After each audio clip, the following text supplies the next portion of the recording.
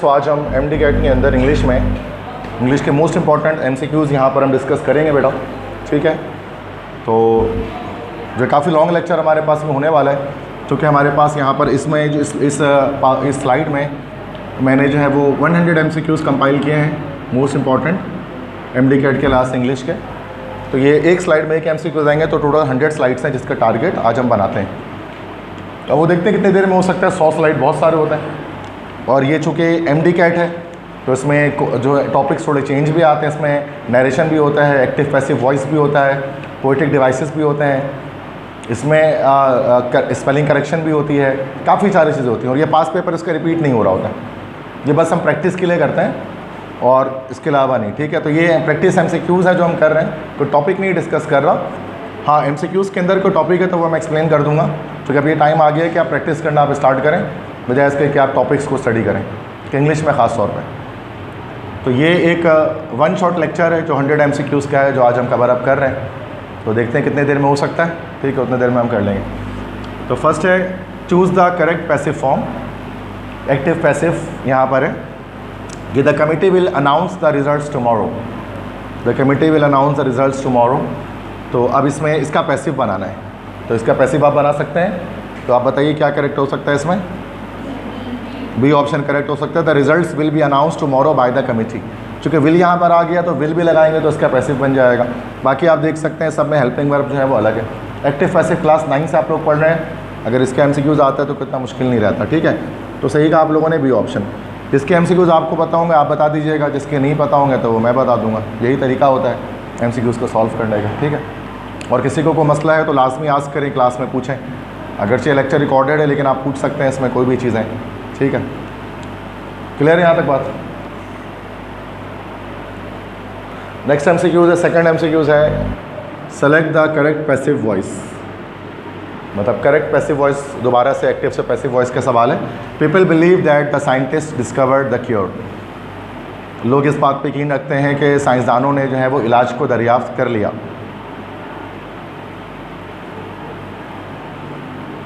I think दोनों तरफ से पैसिव बन रही है, राइट से, लेफ्ट से भी और राइट से भी, दोनों पार्ट से। पीपल बिलीव, तो ये तो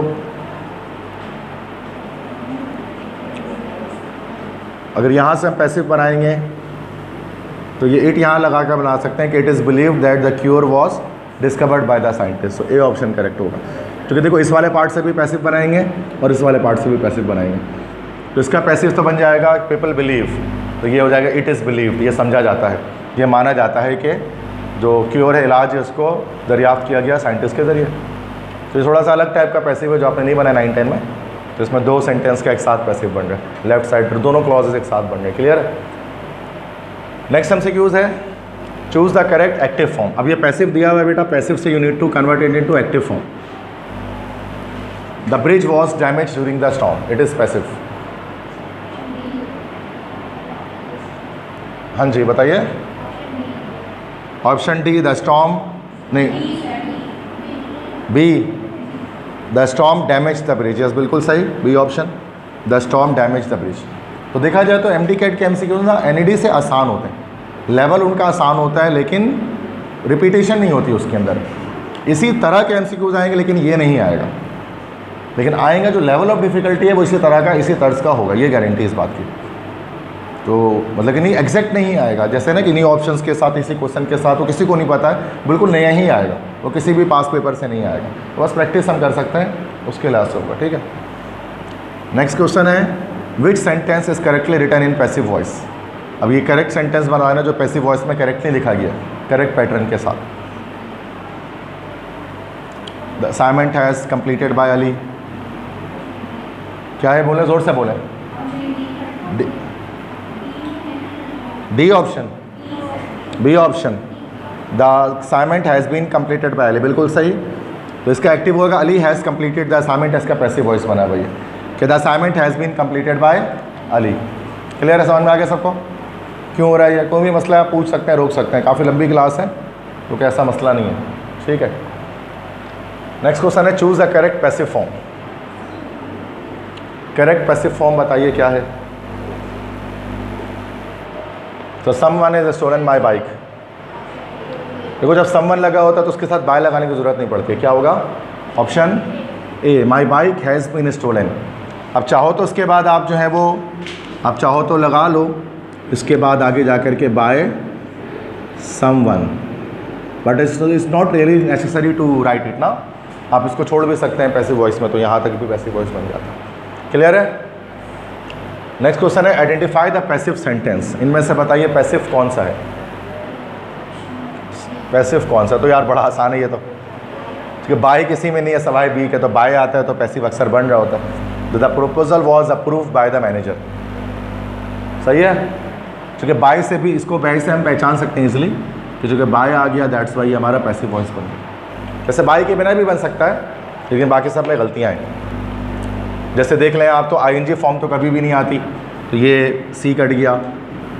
अच्छा यहाँ तो अच्छा ए और डी तो हो सकता है, लेकिन the manager approved the proposal. Direct verb के सेकंड फॉर्म पैसिव में कभी नहीं आती, वॉज वर्ब के साथ आ सकती थी, ये गलत हो गया। The manager has approved, has approved कभी भी नहीं होता, हैज़ बीन करके आता है पैसिव वॉइस में। तो ये बेसिक स्ट्रक्चर्स हम जानते हैं एक्टिव पैसिव के अंदर। उसका एक बेसिक लेक्चर तो मैं डिलीवर नहीं करूँ आपको एक्टिव पैसिव का। वैसा तो मेरे यूट्यूब चैनल पे हुआ है, जो चैनल के थ्रू देख रहे होते हैं लाइव वीडियोस, लेकिन नीड नहीं है, मतलब आप लोगों को तो नहीं है ना कहने का मकसद। बाकी चैनल पे तो है, जिनको जाके देखना है वो देख सकते हैं। ठीक है, बेसिक 9-10 का लेक्चर भी मैंने अपलोड किया है, तो वहाँ से भी बच्चे देख लेते हैं अक्सर ग्रामर का। तो इसको बेसिक बिल्कुल ही जो है ख़राब है, तो वो 9-10 के लेक्चर से स्टार्ट करते हैं देखना, बिल्कुल बेसिक, चूँकि 9, 10, 11, 12 सभी अपलोडेड है। सही है, आगे बढ़ते हैं। Next, choose the correct indirect speech. अच्छा ये देखो नरेशन शुरू हो गया, एक्टिव पैसिव खत्म हुआ, नरेशन आता है एक्टिव पैसिव। अभी तो किया बोर्ड एग्जाम में सेकंड टाइम आप सबने कि Sara said I am preparing for the test. क्या हो जाएगा उसका? Sara said I am preparing for the test. Option A ठीक है, Sara said that she was preparing for the test, बिल्कुल सही, करेक्ट है। समझ में आया सबको कैसे हुआ ये? सबको आ रहा है? ठीक है, मुझे एक्सप्लेन तो नहीं करूँ उसको, आता है समझ में किस तरह से सेट की जगह सेड आया, कॉमा की जगह पर दैट आया, आई की जगह पर शी कैसे आया, एम की जगह पर वॉस कैसे आ जाए, यू नो एवरीबडी नो, पक्की बात है। सही है, ओके, बाकी सब गलत है, कोई ना कोई गलती है। ठीक है, कोई मसला तो नहीं है, बाकी क्वेश्चन सही दिख रहे हैं सबको बोर्ड पर। सही है, सही है, कोई मसला तो नहीं। आंखें ख़राब है? आंखें ख़राब नहीं है अगर, तो फिर तो दिखेंगे। सही है ना भाई? मैं जूम भी कर सकता हूँ और उसको, ठीक है, अगर आप चाहें तो। इतना जूम काफ़ी है, क्लियर दिखेगा तो फिर मज़ा आएगा पढ़ने में, वरना फिर सर में दर्द पकड़ेगा। क्योंकि मेरी राइटिंग बोर्ड पे इतनी अच्छी है नहीं, तभी मैं स्लाइड यूज़ करता हूँ, तो ज़्यादा अच्छी राइटिंग है। नेक्स्ट है convert into indirect speech. The teacher said the earth revolves around the sun. Direct बता रहे क्या? The teacher said that the earth revolves. सही यार, बेहतरीन पढ़ा हुआ है पहले से। कैसे पता? डायरेक्ट 1 सेकंड में आपने कैसे बता दिया? अच्छा, रीड भी कर लिया और आंसर भी देख लिया, वेरी फास्ट। सही है। The teacher said that the earth revolves around the sun. Adina नाम है आपका, गुड। ये स्कीमिंग मतलब बहुत फास्ट इनकी है, तो पढ़ा और आंसर भी देख लिया और आंसर मार्क भी कर दिया और करेक्ट भी निकल लिया। इतना फास्ट होना बहुत ज़रूरी है एमडी गेट। जो स्लो करते हैं फिर उनका टाइम फिर नहीं हो पाता ना, 200 180 MCQs नहीं हो पाता। चलो अभी नेक्स्ट देखिए। He said I have finished my assignment. बताइए बताइए, कौन बता रहा है? कौन बता रहा है? आप बता रहे हो, बी कह रहे हो आप, ये कह रहे हैं ए, आप बी कह रहे हो, ये कह रहे हैं ए।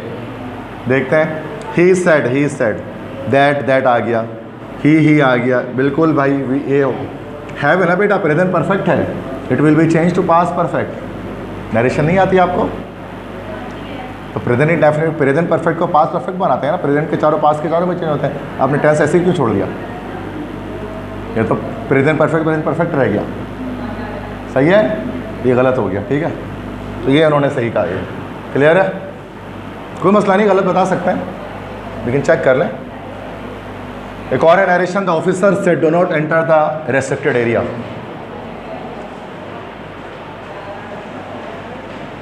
ये इंपैरेटिव है, फॉरवर्ड वाला है ना, ऑर्डर्ड से भी बन सकता है। फॉरवर्ड वाला है, वैसे ऑर्डर्ड से भी बन सकता है, नॉट टू करके बनाते हैं ना। फिर पता है सबको ये बात? कैसे, क्या बताइए क्या होगा? सी चेक करते हैं, मैं टिक कर देता हूँ पहले आपके बोलने पर, भरोसा करके आप पे। अब चेक करते हैं। हाँ, D, B option, B for banana, B. यार ये तो बड़ा मसला हो गया, बी ऑप्शन भी आ गया हमारे पास। अब ये तो है कि एक ही सही है, या तो अदीना सही कह रही है, नादिया सही कह रही है, कोई एक सही बोल रहा है। अब देखते हैं क्या है कि बी है तो ऑफिसर, पहले क्या देखें, पहले सी देख लेते हैं जो उन्होंने बोला। अगर सी कट गया तो बी तो होना ही है, किसी तरह भी देख लो, किसी को भी देखेंगे आंसर पता लग जाएगा कि बी या सी में से क्या करेक्ट है। The officer ordered people not to yes, B नहीं है। पहली बात तो बी नहीं होगा चूँकि इम्पेरेटिव है, इम्पेरेटिव में दैट नहीं आता, इम्पेरेटिव में कॉमा की जगह पर टू आता है। पीपल अपनी मर्जी से लगा दिया उन्होंने, कोई मसला नहीं है। The officer ordered people to not to enter the restricted area. Okay, C option is correct one. ये बी क्यों नहीं हो सकता, क्योंकि यहाँ पर दैट जो आया है ये बता रहा है कि ये ऑप्शन करेक्ट नहीं है, क्योंकि इम्पेरेटिव में आप सबको पता है कॉमा की जगह पर टू लगाते हैं। दैट सिर्फ असर्टिव में लगता है, या ऑपरेटिव में लगता है, या एक्सक्लेमेटरी नरेशन में लगता है, पता। हाँ, इम्पेरेटिव को पहचानने की बहुत आसान तरीका बेटा। इम्पेरेटिव को पहचानने का 3 तरीके इम्पेरेटिव सेंटेंस को रिपोर्टेड स्पीच के अंदर। सबसे पहले या तो वो वर्ब की फर्स्ट फॉर्म से स्टार्ट होगा, मतलब या तो वो वर्ब की फर्स्ट फॉर्म से स्टार्ट होगा, ठीक है, V1 पहला तरीका तो ये है। दूसरा तरीका ये है कि या तो वो प्लीज़ से स्टार्ट होगा या काइंडली से स्टार्ट होगा। तीसरा तरीका ये है कि वो किससे स्टार्ट होगा बेटा, डोंट से स्टार्ट होगा। चौथा तरीका क्या है कि वो लेट से स्टार्ट होगा। अगर सेंटेंस इनमें से किसी भी चीज़ से स्टार्ट हो रहा है तो इम्पेरेटिव है। Open the door, please open the door, kindly open the door, don't open the door, let's open the door, ये सारे इम्पेरेटिव है। जो हुक्मिया जुमले हैं, ऑर्डर, रिक्वेस्ट, कमांड, सजेशन, ये सब चीज़ दे रहे होगा, समझ गए। अब चूँकि ये डो नॉट आ गया, that's why it is imperative. जब इम्पेरेटिव लगा तो कॉमा की जगह पर टू आएगा। थोड़ा मसला है नरेशन में, तो टाइम का इशू, कुछ टाइम जाना है क्या, मसला है कुछ, ठीक है, क्लियर है, समझ में आ गया। और कुछ पूछना है इसके हवाले से? अब समझ में आ गया, बस आपको पहचानने में दिक्कत आ रही थी कि ये इम्पेरेटिव है। टू लगता है, हाँ बिल्कुल, बाकी दैट लग रहा होता है ना बेटा। 9-10 में पढ़ा होगा, थोड़ा जहन से निकल चुका है शायद हल्का फुल, वरना इसके बिना तो 9-10 का कोर्स हो ही नहीं सकता आपका नरेशन के बिना, है ना बेटा। बाकी सेकेंडरी में भी पढ़ाइए अभी दोबारा से बोर्ड एग्जाम के, फिर भी कोई मसला है तो पूछें। लेकिन पूरे रूल सब मैं बताना शुरू करूँगा ना बेटा तो बहुत लंबा, पूरी क्लास नरेशन में चली जाएगी, मैं वो नहीं चाह रहा फिलहाल करना, ठीक है, सही है। अगर आपको मसला है तो नरेशन का लेक्चर आप देख भी सकते हैं बेसिक, वैसे ताकि अगर है नहीं, अगर आपको आता है तो कोई इशू नहीं, आगे बढ़ते हैं, ठीक है। बिल्कुल ही जिसको जीरो है ना नरेशन, वो लेक्चर देख ले एक बार। नेक्स्ट हमारे पास है the doctor said take this medicine twice daily. अब देखो यहाँ टेक आ गया बेटा। अब चूंकि यहाँ पर टेक आया है, दैट्स वाई ये वर्ब की फर्स्ट फॉर्म आई है, तो ये हमारे पास क्या हो गया बेटा, चूंकि वर्ब की फर्स्ट फॉर्म आई है तो ये हमारे पास हो गया इम्पेरेटिव। इम्पेरेटिव है तो यहाँ पर टू लगेगा कॉमा की जगह पर।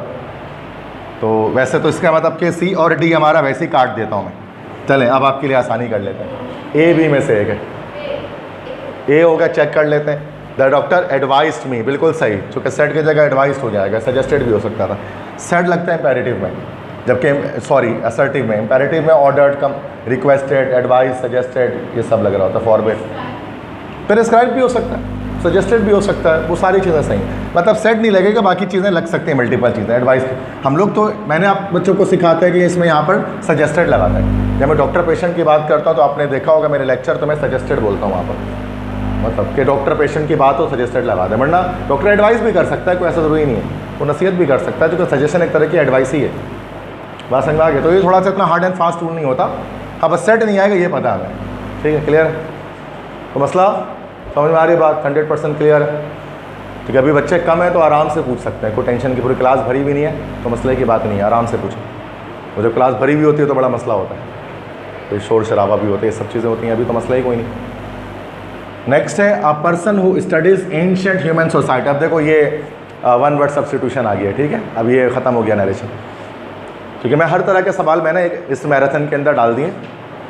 अ person who studies ancient human societies through excavation is called as. एक वो शख्स जो कदीम इंसानी समाज को मुताला करता है खुदाई करके, उसको क्या कहा जाता है? Anthropologist, archaeologist, geologist, historian. Historian नहीं होगा। हिस्टोरियन कहते हैं मौरिख को या तारीखदान को। उसका काम क्या होता है? सिर्फ हिस्ट्री बुक्स को लिखना, तारीख को लिखना। वो रिसर्च नहीं करता है, वो खुदाई वगैरह नहीं करता है चीज़ों को निकालने के लिए। तो हिस्टोरियन तो नहीं है बेटा। जियोलॉजिस्ट भी नहीं है, ये आर्कियोलॉजिस्ट नहीं है, दैट इज़ आर्कियोलॉजिस्ट। आर्कियोलॉजिस्ट, ठीक है जी। पहले देख लें, जियोलॉजिस्ट जो है ना, जियोलॉजिस्ट 2 वर्ड से निकला है। जियो मीन्स होती है अर्थ। ये बहुत मुश्किल सवाल है, ये इतना आराम से नहीं बता सकते आप। लॉजी के मतलब होते हैं study, study of earth. Geologist क्या होता है बेटा? ये पूरी फील्ड है, साइंस की फील्ड है जियोलॉजी, जिसमें हम लोग पत्थरों वगैरह का, मिनरल्स वगैरह का मुताला करते हैं। BS होता है ना जियोलॉजी में, कराची यूनिवर्सिटी से सुना होगा, जियोलॉजी डिपार्टमेंट। तो वो लोग क्या करते हैं? ज़मीन के अंदर पाए जाने वाले मिनरल्स को पढ़ते हैं। उनका हिस्ट्री से कोई लेना देना नहीं है, वो बस ये देखते हैं ज़मीन के अंदर से कौन कौन से मादनियात, पत्थर, रॉक्स, मिनरल्स, ओर्स, ये सब चीज़ें निकल रही हैं उनके हवाले से। तो B भी नहीं, सॉरी C भी नहीं है। अब बच गया एंथ्रोपोलॉजिस्ट और आर्कियोलॉजिस्ट। अच्छा, अब एक बता दूं तो एंथ्रोपोलॉजिस्ट भी नहीं है। एंथ्रोपोलॉजिस्ट क्यों नहीं है? क्योंकि देखो एंथ्रो का वर्ड क्या होता है? एंथ्रो का मतलब होता है इंसान, मैन। जैसे मैंने आपको एक वर्ड बताया था, philanthropist. Ramzan Chhipa was a great philanthropist, है ना। He made very good videos, funny videos like that, ठीक है। तो चलो छिपा साहब को हटाते हैं, तो एदी साहब को ले लेते हैं, ठीक है। अब्दुल सत्तार एदी वॉज अ ग्रेट फिलैंथ्रोपिस्ट। अब तो सही है, वो छिपा साहब में बच्चे हंसना शुरू कर देते, पता नहीं क्यों। तो शायद कुछ ऐसा है मामला, मुझे नहीं पता, कुछ है ऐसा। क्योंकि एक वक्त था कि हम लोग उनको बड़ा वो करते थे, रिस्पेक्ट, लेकिन अब पता नहीं बच्चे क्यों हंसते हैं, है ना। हाँ, हो सकता है। तो मैं ईदी साहब कह देता, वो तो अभी भी सही है।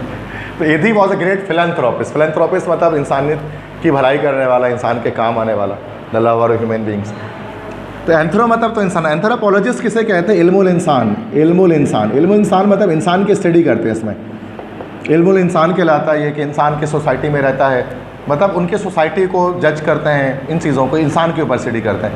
ये कोई ज़मीन से खुदाई करने वाले फील्ड नहीं है, इंसानों के ऊपर स्टडी है। अब बच गया हमारे पास B ऑप्शन, वाहिद एलिमिनेशन करते हुए B ऑप्शन करेक्ट है। आर्कियोलॉजिस्ट। अभी आर्कियोलॉजिस्ट किसे कहा जाता है? माहिर आसार कदीमा। जैसे आपने सुना होगा मोहनजोदड़ो के अंदर sir John Marshall was an archaeologist, जिन्होंने क्या खुदाई की थी मोहनजोदड़ो के अंदर से, और उसके अंदर से एक नई तहजीब दुनिया की 4000 साल पुरानी डिस्कवर की थी। पढ़ा है ना मोहनजोदड़ो। तो वो काम होता है आर्कियोलॉजिस्ट का, माहिर आसार कदीमा, जो खंडरात वगैरह, रूइंस वगैरह के अंदर से आप चीज़ें निकालते हैं, फिर बताते हैं यहाँ पर कोई शहर आबाद थे इतने सालों पहले और उसके लोग कैसे थे, क्या थे। हाँ, फिर नियरेस्ट यही हो सकता है एंथ्रोपोलॉजिस्ट। हाँ, सही कह रहे हैं। मान लें कि नॉन ऑफ दीज भी ना हो और ये भी ना हो, तो फिर एंथ्रोपोलॉजिस्ट होगी। क्योंकि ये दोनों मिलते जुलते हैं, A और B, क्योंकि दोनों में इंसानों की बात की जा रही है। बल्कि C और D तो बिल्कुल ही इरेलेवेंट है। तो एलिमिनेशन नहीं, बिल्कुल गलत कह रहे हैं आप बायोलॉजी से हैं, फिर भी आपने गलत किया, सॉरी टू से। वो जो आप कह रहे हैं दैट इज़ कॉल्ड, वो जिस फील्ड की आप बात कर रहे हैं दैट इज़ कॉल्ड पैलेंटियोलॉजी। अगर आपने बायोलॉजी पढ़ी है, this is the field, the study of fossils. Palaeontology पढ़ा, ब्रांच ऑफ बायोलॉजी, यही होता है ना, फॉसिल्स को स्टडी करता है। समझे? अब समझ में आ गया। मैंने कहा डॉक्टर नहीं हूँ, बट आपको बनना है, आपको पता होना चाहिए, ठीक है। मैं तो इंजीनियर हूँ, बट बेसिक चीज़ें मुझे भी पता है कि फॉसिल की स्टडी इसमें होती है। सही है बेटा, ये बहुत मुश्किल सा वर्ड है, मतलब ये ना हमें मसला है। ये तो को एक ही ये जो सेंटेंस लिखा है उसको एक्सप्लेन कर रहे हैं कि ये बंदा कौन है। ये अक्सर बच्चों को नहीं पता होता, जो हमारी नॉलेज थोड़ी सी वीक होती है इस मामले में, थोड़ा दिमाग लगाएं। NED में, वो सॉरी MD कैट में आता है ये क्वेश्चन, ठीक है। NED में तो ये सब नहीं आता। अगला सवाल देखिए, अब ये बिल्कुल इसी तरह का सवाल है, अब टाइम लगेगा। A speech delivered without prior preparation is dash. एक तकरीर आपने की है बिना तैयारी के, उस तकरीर को क्या कहा जाएगा? वो तकरीर क्या है? Spontaneous, Audible, formal, deliberate.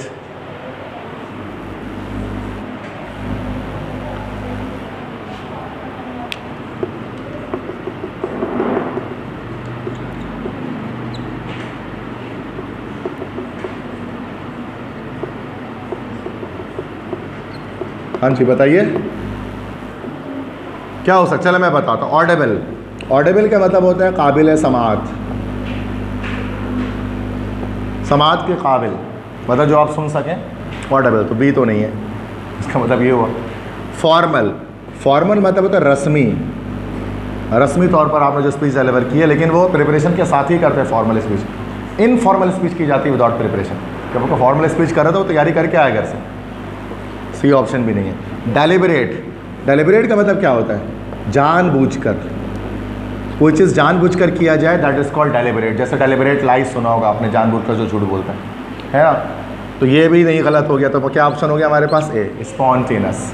स्पॉन्टेनस मतलब जो आनंद फानन आप तकरीर कर देते हैं बिना किसी तैयारी के, तो स्पॉन्टेनस स्पीच कहा जाता है इसको। स्पॉन्टेनस स्पीच वो है जो बिना तैयारी के की जाए। फिलबदी है जिसको हम कहते हैं ना, फिलबदी है आपने बात कर दी, उर्दू में क्या कहता है? फिलबदी है, बोलते हैं ना फिलबदी है उसने तकरीर कर दी है। फिलबदी तकरीर वो है जो कि बिना तैयारी के की जाती है, अक्सर लोग ऐसे करते हैं। क्लियर है बेटा? तो मसला ये थोड़ा मुश्किल है, इसमें नहीं जवाब दे पा रहे आप लोग, तो इसलिए थोड़ा टाइम लग रहा है, लेकिन एक्सप्लेनेशन समझ जाएं ताकि आपको चीज़ें क्लियर हो। नेक्स्ट है अ गवर्नमेंट,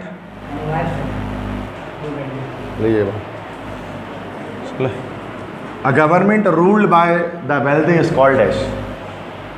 एक ऐसे गवर्नमेंट जो हम इसमें अमीरों की हुकूमत हो, उसको क्या बोला जाता है? जिसमें अमीर लोग राज करें, उस हुकूमत को क्या कहते हैं?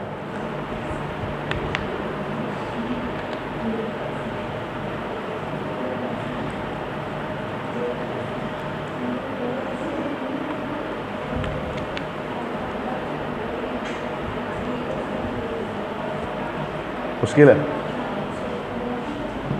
देखो एलिमिनेशन करते हुए चलते हैं। डेमोक्रेसी, क्रेसी मीन्स होती है हुकूमत, डेमो मीन्स होते हैं इंसान, पीपल, लोग, आम लोग, आम लोगों की हुकूमत। डेमोक्रेसी जिसको उर्दू में कहा जाता है जमहूरियत, तो ये तो नहीं है, क्योंकि जमहूरियत में सिर्फ अमीरों की हुकूमत नहीं होती है, हर शख्स जो कि रहता है उसकी हुकूमत है, क्योंकि वो मेजॉरिटी जो है ना उसकी बात मानी जाती है डेमोक्रेसी में। सही है बेटा? तो ए तो नहीं है, ये तो 100% है। मोनार्की, मोनार्की निकला है मोनो से, मोनो मतलब होता है वन, एक बंदा हुकूमत करे पूरे कंट्री में, उसको मोनार्की कहते हैं। आर्की मतलब ही यही होता है रूल करना, हुकूमत करना। तो जो बादशाहत है, बादशाहत को मोनार्की कहा जाता है, जिसमें बादशाह राज करता है। लेकिन ये वेल्दी की हुकूमत नहीं कह सकते इसको हम, चूँकि एक बंदे की हुकूमत है जो सिर्फ जो बादशाह है, वो नस्ल दर नस्ल चलता रहेगा।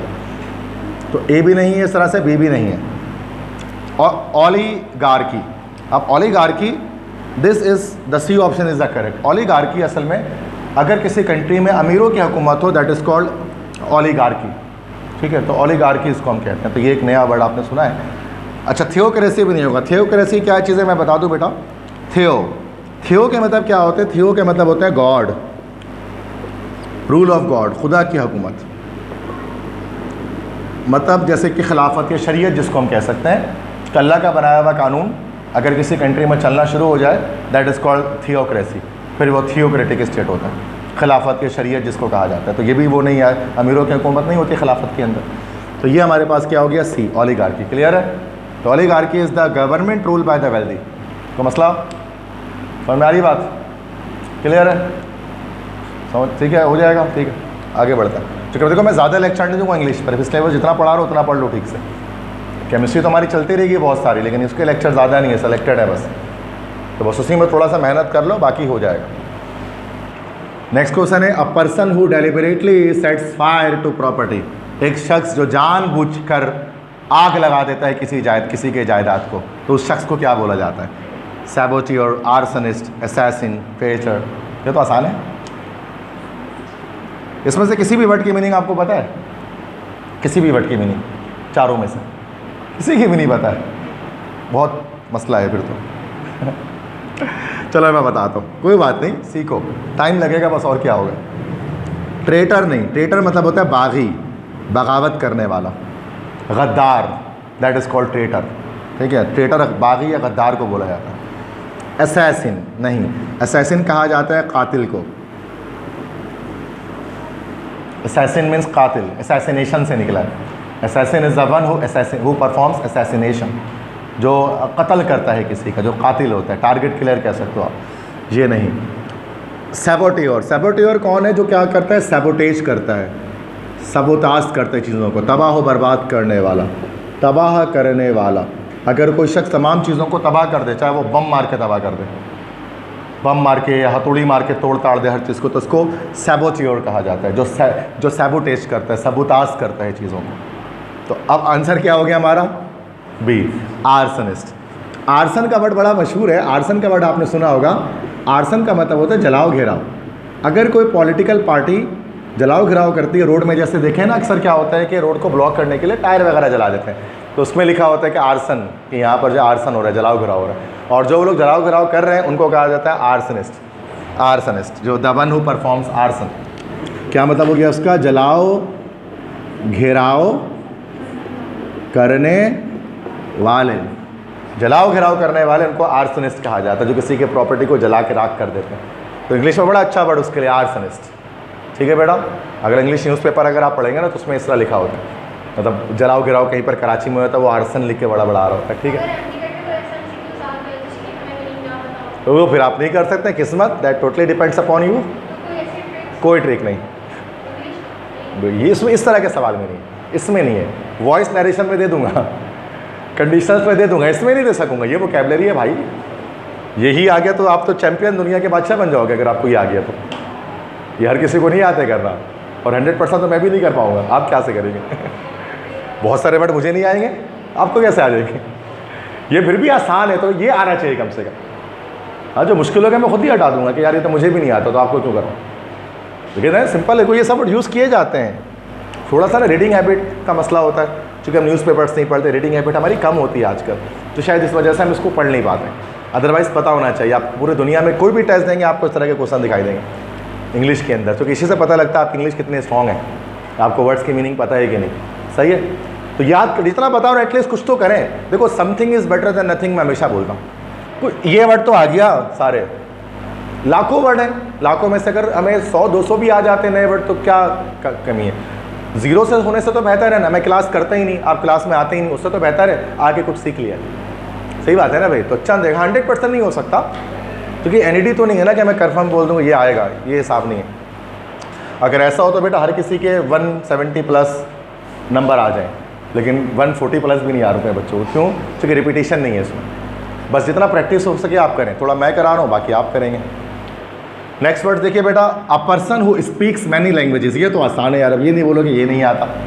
अ person who speaks many languages, एक शख्स जो बहुत सारी ज़बानें बोलता है, उसको क्या बोला जाता है? लिंग्विस्ट। गलत जवाब। Yes, B option, polyglot. वैसे मुझे पता आपने पॉली से निकाल लिया, ये अच्छा, यही ट्रिक है ना। देखिए लिंग्विस्ट क्यों नहीं है वैसे, आपने अच्छा आपने लैंग्वेज से निकाला, लिंग्विस्ट नहीं। लिंग्विस्ट के मतलब ना, ये थोड़ा कन्फ्यूजन वाला है। लिंग्विस्ट के मतलब होता है माहिर ज़बान, जो किसी एक ज़बान पर उबूर रखता हो। इंग्लिश लिंग्विस्टिक जैसे ना, जैसे इंग्लिश लैंग्वेज है, उसकी मुझे सारी ग्रामर हर कुछ पता है उसकी, तो मैं एक लिंग्विस्ट हूँ, भले मुझे 10 ज़बान ना आती हूँ। लिंग्विस्ट एक ज़बान पर पूरी अबूर रखे, that is called a linguist. Polyglot, अब यहाँ जो पॉली है ना, पॉली का मतलब ही क्या होता है? More than one. पॉलीग्लॉट कसीरुल ज़बान, एक ऐसा शख्स जो मल्टीपल लैंग्वेजेस बोलता हो, that type of person is called polyglot. जैसे कह सकते हैं हम एग्जाम्पल में, Abu Nasr Farabi was a polyglot. Abu Nasr Farabi एक मुसलमान साइंसदान थे जो तकरीबन 40 ज़बानों में महारत रखते थे, 40 लैंग्वेजेस वो स्पीक करते थे। तो अबू नसर फराबी एक पॉलीग्लॉट थे, कि वो अलग अलग लैंग्वेजेस बोल सकते थे। इसी तरह से पाकिस्तान में कह सकते हैं Hadika Kayani was a singer. तो हदीका कयानी एक सिंगर है बड़ी मशहूर, तो वो उन्होंने इंग्लिश में भी सिंगिंग की है, उर्दू में भी की है, पंजाबी में भी की है, कश्मीरी में भी की है, पश्तो में भी की है। उनके सारे सॉन्ग आपको मिलेंगे हदीका कयानी के, हर ज़बान में। मतलब वो और अच्छे गाते हो, लगता है कि वाकई में उसका नेटिव स्पीकर था। Hadiqa Kiani is a polyglot. अभी उनको सितारा इम्तियाज़ भी दिया गया था। इस पर लोग बड़ा चिल्ला रहे थे कि देखो सिंगर को दे दिया तो गाने वाले को दे दिया, और उसने क्या कंट्रीब्यूशन की। But Hadika Kayani was a great personality. अगर आप उनकी फिलैंथ्रोपी को देखेंगे ना, मैं हर किसी सिंगर को अच्छे नहीं समझता, बट वो हैं अच्छे, ठीक है, तो उनकी बात अलग है, लेकिन हर किसी सिंगर को नहीं बोलेंगे, ठीक है। तो बहुत सारे सिंगर वाकई में उस काबिल नहीं होते कि उनको दिया जाए कोई अवार्ड वगैरह, लेकिन कुछ होता है।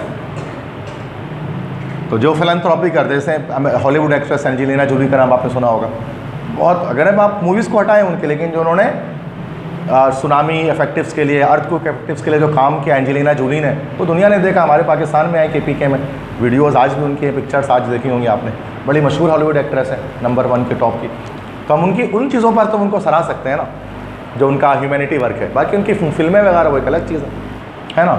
तो इंसान की किसी एक गलती से उसकी पूरी ज़िंदगी को मल्टीप्लाई पे ज़ीरो नहीं कर सकते, है ना भाई, कि एक गलती की तो मल्टीप्लाई पे ज़ीरो मार दिया, तो ये चीज़ सही नहीं है। चले भाई, हो गया, ये समझ में आया। अच्छा, ओरेटर किसे कहा जाता है? ओरेटर कहा जाता है मुकर्रिर को, मुकर्रिर।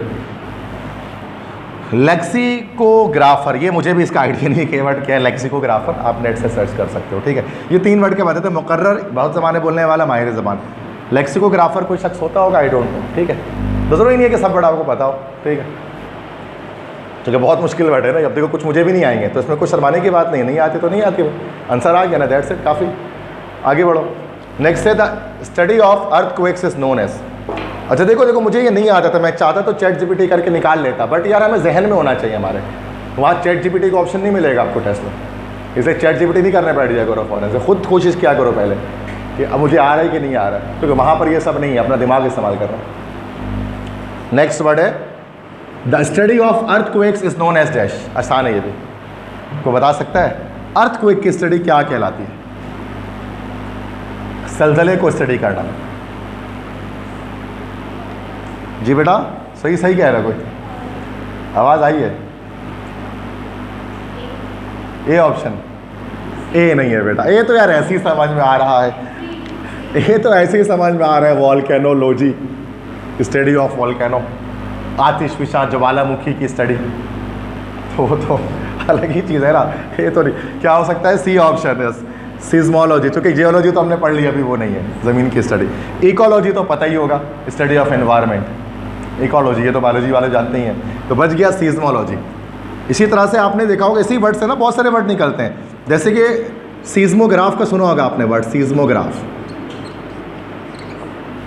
जो अर्थ को एक नापा जाता है, इससे बोलते हैं ना इतने रेक्टर स्केल का ज़लज़ला है, 5.5 6.5, तो वो किससे नापते? देखा होगा इस तरह से एक ना एक निडल बनी होती है, उस तरह से मूव करके ना वो कुछ बना रही होती है, दैट इज़ कॉल्ड सीज़मोग्राफ।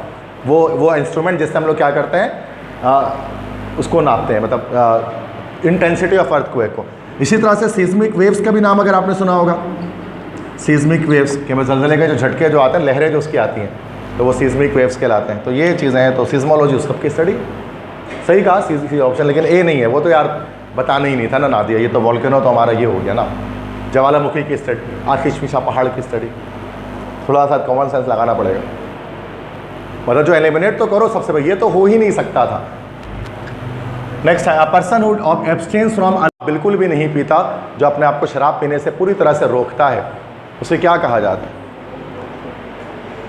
एक शख्स जो शराब बिल्कुल भी नहीं पीता, उसको क्या कहते हैं? एस्केटिक, टीटोटैलर, साइनिक, रेक्ल्यूस। इसमें से किसी की मीनिंग भी आपको पता है बेटा? किसी की भी नहीं पता? चले मैं बताता हूँ।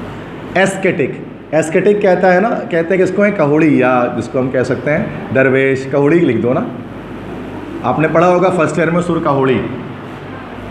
कहुड़ी एस्केटिक्स को कहा जाता है। एस्केटिक्स मतलब जो दरवेश होते हैं, जो खुदा की तलाश में मारे मारे फिरते हैं, सुर कहुड़ी शाह लतीफ़ की, याद होगा फर्स्ट ईयर के आखिरी नज़म। तो एस्केटिक, तो इसमें वहाँ पे एक वर्ड ये भी था एस्केटिक्स, है ना। अब आ जाते हैं साइनिक। साइनिक नहीं हो सकता, साइनिक के मतलब क्या होता है? नफ्सियाती। कोई नफ्सियाती मरीज़ है ना, उसको बोलते हैं साइनिक, जो साइनिकल है, नफ्सियाती, मेंटल पेशेंट। रिक्ल्यूस भी नहीं हो सकता। रिक्ल्यूस कहा जाता है एक ऐसा शख्स जो घर से बाहर अपने हैं, मतलब आवारा कह सकते हो, आवारा, दैट इज़ कॉल्ड रिक्ल्यूस, जो घर से बाहर होता है अपने। तो बच के आ गया हमारे पास teetotaller. Teetotaller is the person who doesn't consume alcohol, teetotaller. तो एलिमिनेशन करके यहाँ तक आ सकते, जो शराब नहीं पीता उसको टीटोटैलर कहते हैं। जैसे Muslims are teetotallers because they don't consume alcohols because it is prohibited by their religion. सही है, तो मसला एक नया वर्ड आ गया जहन में, है ना, कुछ और वर्ड भी आ गए, ठीक है सर। अच्छे वर्ड इंग्लिश में बोले जाते हैं, और इससे एक एफिशिएंसी, मतलब एक तरह से ना ये स्मार्टनेस बताती है इंसान कि if you know about these words. आप जब बोलते हैं ना तो लोग आपको देखते हैं कि यार इसको वाकई में इंग्लिश आती है, ये वर्ड्स ये बोल रहा है ऐसे ऐसे, वरना it is an apple, it is a dog, it is a cat, my name is फलाना, योर नेम इज़ जिमकाना, ये तो हर किसी को बोल रहा था। ये बोल के तुम चैंपियन नहीं बन सकते इंग्लिश में। ये तो सुना बोले चुप रहो बेटा, तुमसे ज़्यादा मेरे को आता है। ये सब वर्ड बोलेगा तो दूसरा बोले हिलेगा कि यार कुछ तो है, कुछ वर्ड इसको आ रहे। तो vocabulary makes you stronger, makes you smarter, तो वोकैबुलरी स्ट्रॉन्ग करें। नेक्स्ट देखिए, a person, a place where coins are manufactured, वो जगह जहाँ सिक्के बनाए जाते हैं, उसको क्या कहा जाता है? पता है वैसे किस? चलें मैं एक सवाल करता हूँ आपसे ना कि आपने एक वेब सीरीज़ है मनी हीस्ट, या मनी हाइस्ट, देखिए किसी ने? सुना है उसके बारे में? सुना है, देखा तो नहीं है किसी ने? हाँ, देखना भी नहीं, कौन सा सवाब मिलेगा। तो चलो कोई बात नहीं, जब नहीं देखा तो छोड़ो उसको, फिर मैं बताता हूँ आंसर। क्योंकि वहाँ पर वो डकैती मारते हैं, उसमें 2 डकैती उसके अंदर है। पहली डकैती मारते हैं वो बैंक में, स्पेन का कुछ बैंक है ना शायद, कोई स्पेन का। सेकंड डकैती वो मारते हैं रॉयल मिंट ऑफ स्पेन में, जहाँ कॉइन्स या करेंसी मैन्युफैक्चर होती है। ठीक है, तो ज़रा देखिए, तो मैं बताता हूँ। ट्रेजरी, ट्रेजरी का मतलब क्या होता है? ट्रेजरी मतलब होता है, क्या कहते हैं उसको? नहीं, ट्रेजरी हम कहते हैं उसको, बहुत अच्छा वर्ड होता है जहाँ पैसे वगैरह होते हैं। दौलत खाना बोलते हैं, क्या बोलते हैं? दौलत करके जो नहीं, इस्लामिक उसमें भी था ना, क्या बोलते थे जहाँ चीज़ें होती हैं? चलो दौलत खाना कह सकते हैं। ट्रेजरी जहाँ ख़जाना छुपा, चलो ख़जाना जहाँ रखा हो, ये ख़जाना क्या? हाँ, मतलब जहाँ पैसे जमा होते हैं, जहाँ पैसे जमा हो, उर्दू मुझे याद नहीं आ रहा, जहाँ पैसे जमा हो उसको ट्रेजरी कहते हैं, जहाँ रखा जमा करके रखा जाता है। उर्दू में कोई वर्ड होता है उसको ना, क्या कहते हैं उसको? बैतुल माल। हाँ, बैतुल माल, अब आया बैतुल माल, सुना होगा ये। बैतुल माल वो जगह जहाँ माल इकट्ठा किया जाता है। ठीक है, इस्लामिक कॉन्सेप्ट में यही होता है। इसी को बैंक भी कह सकते हैं। वॉल्ट, वॉल्ट किसे कहते हैं? वॉल्ट कहते हैं तिजोरी को, इसमें ही पैसे ही रखते हैं भर के, तिजोरी वॉल्ट कहलाता है। ठीक है। फाउंड्री, फाउंड्री किसे कहा जाता है? जहाँ लोहा पिघलाया जाता है, जहाँ लोहा पिघलाया जाए उसको कहते हैं फाउंड्री। तो इसका ऑप्शन क्या हो गया? C option, mint. मिंट असल में एक ऐसी जगह है जहाँ पर सिक्के या करेंसी को बनाया जाता है, उसको मिंट कहते हैं। मिंट वो जगह जहाँ करेंसी बनती है, जहाँ सिक्के बनते हैं। तो जैसे वो तो मिंट, अच्छा मिंट क्या मतलब? पुदीना भी होता है। अब वो एक वर्ड के अलग अलग मीनिंग है ना। मिंट मतलब पुदीना भी होता है, और मिंट का मतलब फ्रेश भी होता है। मिंट कंडीशन बोलते हैं ना, मोबाइल बेच रहा हूँ बड़े मिंट कंडीशन में, मतलब 10 आउट ऑफ 10 है। देखा होगा ऐसे OLX पे लिखते हैं मिंट कंडीशन, तो वो मिंट पुदीना नहीं होता, वो मिंट होता है फ्रेश। तो इंग्लिश में एक वर्ड के कई मीनिंग निकल रहे होते हैं, और हमें सारी मीनिंग पता होनी चाहिए। एज अ गुड स्टूडेंट हमें पता होना चाहिए। सही है, तो मसला क्लियर है, समझ में आ गई बात? तो मिंट जहाँ पर सिक्के बनाए जाते हैं। Next, a statement that contradicts itself is called dash. ये तो पता होना चाहिए आपको, पोएटिक डिवाइसेस में पढ़ा होगा आप लोगों ने। कॉन्ट्रडिक्ट मतलब खिलाफ होना, अगेंस्ट होना। मतलब मैं उसको समझा देता हूँ। जैसे देखिए, ये आपने पढ़ा होगा इंटर में, लाजमी फर्स्ट सेकेंड ईयर में। अगर मैं एक वर्ड लिखता हूँ ओपन सीक्रेट, ओपन सीक्रेट, अब तो ये दोनों अपोजिट वर्ड्स हैं। सीक्रेट क्या? जो राज है, जो छुपा हुआ। ओपन मतलब होता है खुला हुआ। ओपन सीक्रेट, ये दोनों वर्ड्स क्या है बेटा? एक दूसरे के अपोजिट है। ओपन सीक्रेट, खुला राज। राज खुला कैसे हो सकता है? ये दोनों अपोजिट वर्ड हैं। इसी तरह से एक वर्ड में लिखता हूँ डिफनिंग साइलेंस, बहरा कर देने वाली खामोशी। अब ये क्या बात होगी? डिफनिंग साइलेंस, सर साइलेंस बिल्कुल अलग वर्ड है, डिफनिंग बिल्कुल अलग वर्ड है। इसको क्या कहा जाता है इस चीज़ को? हाँ नहीं, आयरनी नहीं करते हैं। आयरनी तो हम लोग कहते हैं, चलो पहले तो आयरनी नहीं कहते हैं, आयरनी कहते हैं हम लोग तंज को कहते हैं। हाँ, ऑक्सीमोरॉन है ये, दैट इज ऑक्सीमोरॉन। आयरनी कहा जाता है तंज को। जैसे कि मैं कहता हूँ ना कि the politicians of Pakistan are very honest, this is called irony, कि पाकिस्तान के सियासतदान बहुत ईमानदार हैं, ये आयरनी है। झूठ तंज, किसी तंज में झूठी बोलता है और क्या बोलता है? टॉन्ट करना किसी को। यूफेमिज्म का मुझे आइडिया नहीं क्या होता है ये। हाइपरबोली, हाइपरबोली क्या मतलब बताया था? मुबालगा आराई, मुबालगा, किसी चीज़ को बढ़ा चढ़ा कर बयान करना, हाइपरबोली। ठीक है, तो दैट इज, ये पढ़ा होगा इंटर में आपने ऑक्सीमोरॉन। ठीक है, क्लियर है? अगर आपने इंटर में मेरे लेक्चर्स देखे हैं किसी ने भी, तो लाजमी ये सब कुछ पढ़ा होगा। मान ले तो जो बच्चे मुझसे क्लास में पढ़े उनको तो पता ही होगा, तो नहीं क्लास में पढ़ा तो लेक्चर्स अगर देखे तो इंटर में, तो मैं लाजमी ये सब चीज़ें बताता हूँ इंटर की क्लासों में अपनी, इंग्लिश के अंदर भी। ठीक है, तो फर्स्ट ईयर से बच्चों को ये बात पता होती है। नेक्स्ट है identify the correct spelled word. ये अभी देखो स्पेलिंग वाला आ गया, ये भी लाजमी आएगा आपके MD कैट में, ये बहुत आसान है।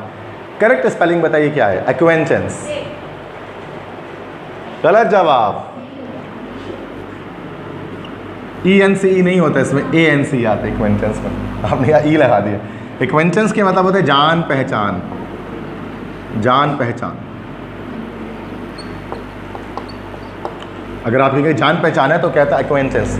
जैसे I have no acquaintance in America, America में मेरे को जानने वाला नहीं है, तो आपका कोई एक्वेंटेंस वहाँ पर नहीं, एक्वेंटेंस, ठीक है। तो ये स्पेलिंग करेक्ट है। तो ये बता दो कि स्पेलिंग करेक्ट ना, ये थोड़ा आसान रहता है। अगला स्पेलिंग बताइए। अच्छा, मिस स्पेल्ड वर्ड बताइए, मतलब क्या कि जिसकी स्पेलिंग गलत है वो बताइए। 3 स्पेलिंग सही है, एक गलत लिखी हुई, गलत स्पेलिंग कौन सी है? सी ऑप्शन या सी ऑप्शन, कन्वीनियंट। कन्वीनियंट की स्पेलिंग यहाँ पर आई नहीं आता, ई आता है, कन्वीनियंट। मतलब प्रिविलेज बिल्कुल सही स्पेलिंग है, प्रिविलेज मतलब एजाज़। मेंटेनेंस की स्पेलिंग भी सही है, और परसिवरेंस, बर्दाश्त, इसकी भी सही है, ठीक है, क्लियर है। तो ये कन्वीनियंट गलत है, कन्वीनियंट में वी ई आता है, थोड़ा सा कन्फ्यूजिंग होता है ये, ठीक है। इसको देखिए, कन्वीनियंट, कन्वीनियंट मतलब जो आसान है, सहल है।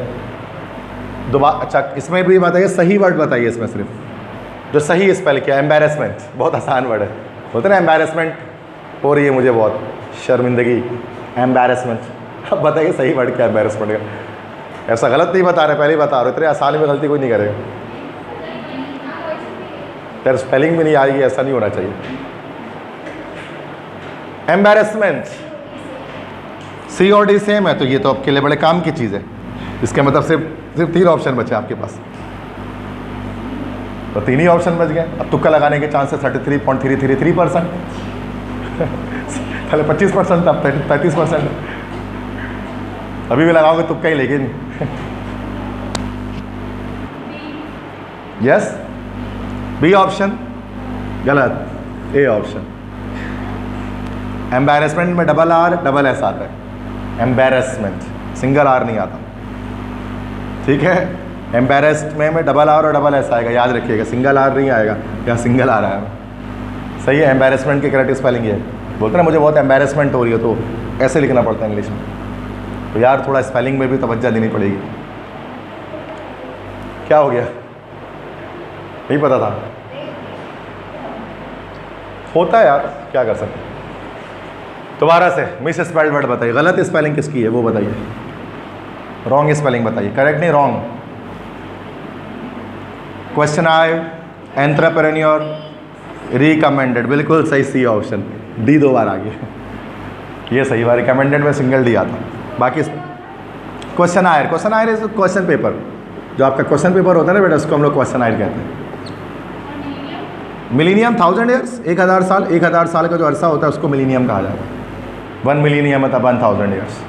और एंटरप्रेन्योर तो आप जानते हैं, बिजनेसमैन, एंटरप्रेन्योर, जो बिजनेस स्टार्टअप से ले रहा होता है, ठीक है। ये सब वर्ड बड़े कॉमन है। नेक्स्ट आ जाए, choose the correctly spelled words. दोबारा से करेक्ट स्पेलिंग बताइए। इंडिस्पेंसेबल, देखो यार इसका सिंपल ट्रिक मैं आपको बताऊं, एबल जब एंड में आते हैं ना, एबल, तो वो एडजेक्टिव होता है, एंड में एबल की स्पेलिंग ABL ही रहती है। तो यार ए नहीं हो सकता और डी नहीं हो सकता, अब या तो बी है या तो सी है। इंडिस्पेंसेबल, क्या बोले, बी ऑप्शन करेक्ट। इंडिस्पेंसेबल किसे कहा जाता है?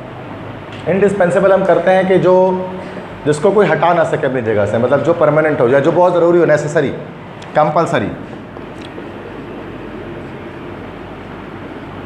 कंपलसरी, कंपलसरी चीज़ों को हम लोग इंडिस्पेंसेबल कहते हैं। जैसे आपने पढ़ा होगा ना फर्स्ट ईयर के अंदर, ओज़िमेंडियस बाय P.B. शेली, तो उन्होंने क्या कहा, उसका थीम क्या था, graveyards are fill of people who thought themselves indispensable. मतलब कब्रिस्तान भरे उन लोगों से जो खुद को इस दुनिया के लिए ज़रूरी करार दिया करते थे कि हमें तो दुनिया है, लेकिन वो चले गए दुनिया से, पर दुनिया अभी भी चल रही है। तो ओज़िमेंडियस में ये तो तकब्बुर के ऊपर था, वो पढ़ा होगा, तो एक स्टेचू के बारे में, ठीक है, बहुत इंटरेस्टिंग स्टोरी थी। आगे बढ़ते हैं। Identify the miss spelled word, गलत स्पेलिंग किसकी है? Harassment, separate, existence, occasion.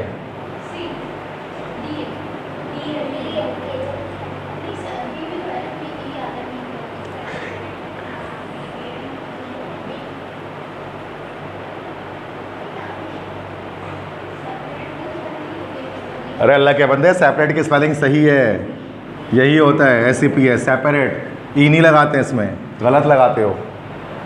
Separate लिखा होता है, सेपारेट, सेपेरेट लिख पढ़ते हैं सेपेरेट, लिखता होता है सेपारेट। ये तो होता है ना सेपरेशन, सही है। बी तो सही है, फिर क्या है? ओकेजन भी बिल्कुल सही है भाई, ओकेजन मौका। अब ए या तो सी। एग्जिस्टेंस में क्या आता है? TE आता है, TA आता है? एग्जिस्टेंस है ना, क्या आता है? एग्जिस्टेंस की स्पेलिंग EXISTENC, ANC क्या होता है? ये होता है एग्जिस्टेंस, है ना, सही है। एग्जिस्टेंस भी। हैरेसमेंट डबल आ आएगा, जैसे एम्बैरेसमेंट में होता है वैसे ही हैरासमेंट में होता है, ठीक है। हैरासमेंट में डबल आ आता है, हरासमेंट। हरसा ज़रा एक मतलब उर्दू में बड़ा मुश्किल वर्ड है, क्या? हरासा करना, हरासा करना। हरासमेंट एनॉय करना, तंग करना, दैट इज हरास करना, ठीक है। क्लियर है? समझ में आ गई बात? तो मसला तो यार ऐसा नहीं करो, स्पेलिंग में गलतियाँ नहीं है, ये थोड़ा मुश्किल है। Correctly spelled word, correct spelling बतानी है। कॉन्साइंशियस तो जो बाज़मीर हो, कॉन्साइंटियस। अच्छा इसमें ये कॉन्साइंटियस होता है, सी वाला नहीं आता, कॉन्साइंटियस पढ़ते हैं उसमें। तो ये बी और डी तो हटाओ, कॉन्साइंटियस, यस ए ऑप्शन करेक्ट है। कॉन्साइंटियस बाज़मीर इसके मतलब होता है जिसका ज़मीर जागा हो, कॉन्साइंस जिसका जागा हो, कॉन्साइंटियस। ये मुश्किल था इसलिए मैं इसमें डिटेल में नहीं जा रहा, डायरेक्ट याद कर ले। कॉन्साइंटियस की करेक्ट वर्ड क्या? तो इतना आसान वर्ड नहीं आते इसमें कि आप डायरेक्ट बता दो। Identify the misspell word, गलत स्पेलिंग बताइए दोबारा।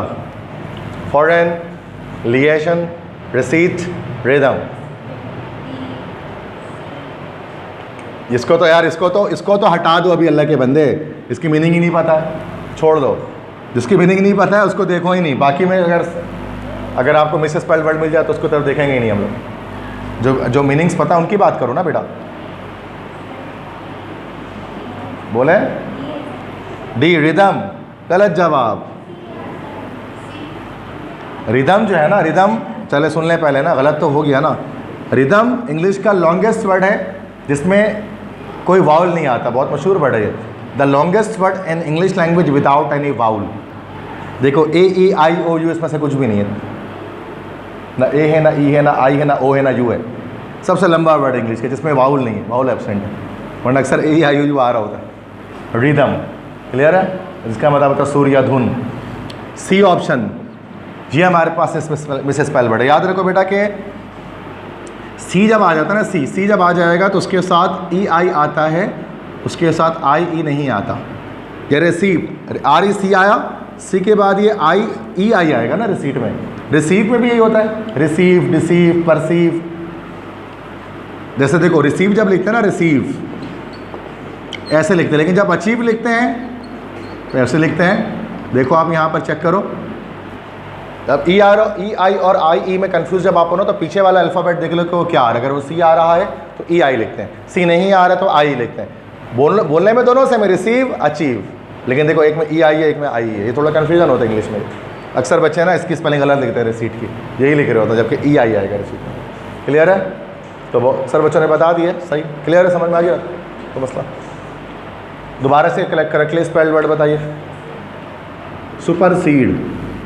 सुपरसीड किसे कहा जाता है? किसी पर सबकत ले जाना, किसी को पीछे छोड़ देना। सुपरसीड सुना ये वर्ड कभी? सुना है इस वर्ड सुपरसीड? तो चलो मैं बता देता हूँ सुपरसीड की करेक्ट स्पेलिंग ये है, सुपरसीड। तो सुना ही नहीं है तो फ़ायदा नहीं है ना फिर सोच के कि कौन सी ये वाला सीड है कि ये वाला सीड है, ये वाला, ठीक है। सुपरसीड का मतलब होता है सबकत ले जाना, किसी पर सबकत ले जाना। क्लियर है बेटा? तो कितने हैं हमारे पास है? 29 स्लाइड सभी हुए हैं, ठीक है। 29 स्लाइड ये हमारा चल रहा है। समझ में आ गया सबको? तो मसला नहीं समझ में आया तो याद रख लो बेटा, ऐसा नहीं कि अगली बार गलत हो। दोबारा मिस स्पेल वर्ड बताइए, गलत स्पेलिंग किसकी है? Bureaucracy, occurrence, commitment, इररेजिस्टिबल।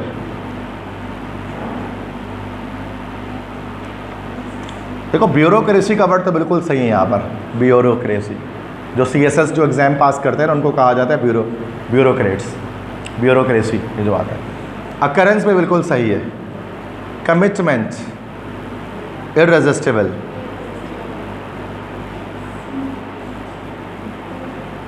नहीं है। इररेजिस्टिबल में IBLE ही आता है, सी ऑप्शन है। कमिटमेंट में डबल टी नहीं आता, सिंगल टी आता है।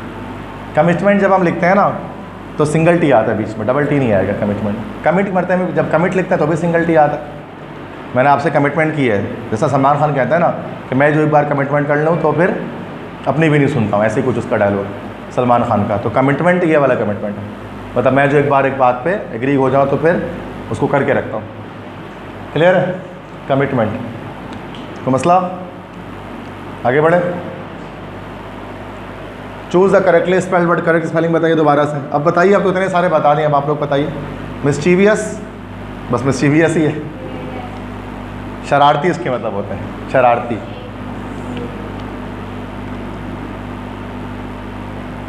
मिस, हाँ सी तो नहीं है, मैं पहले हटा दूँ।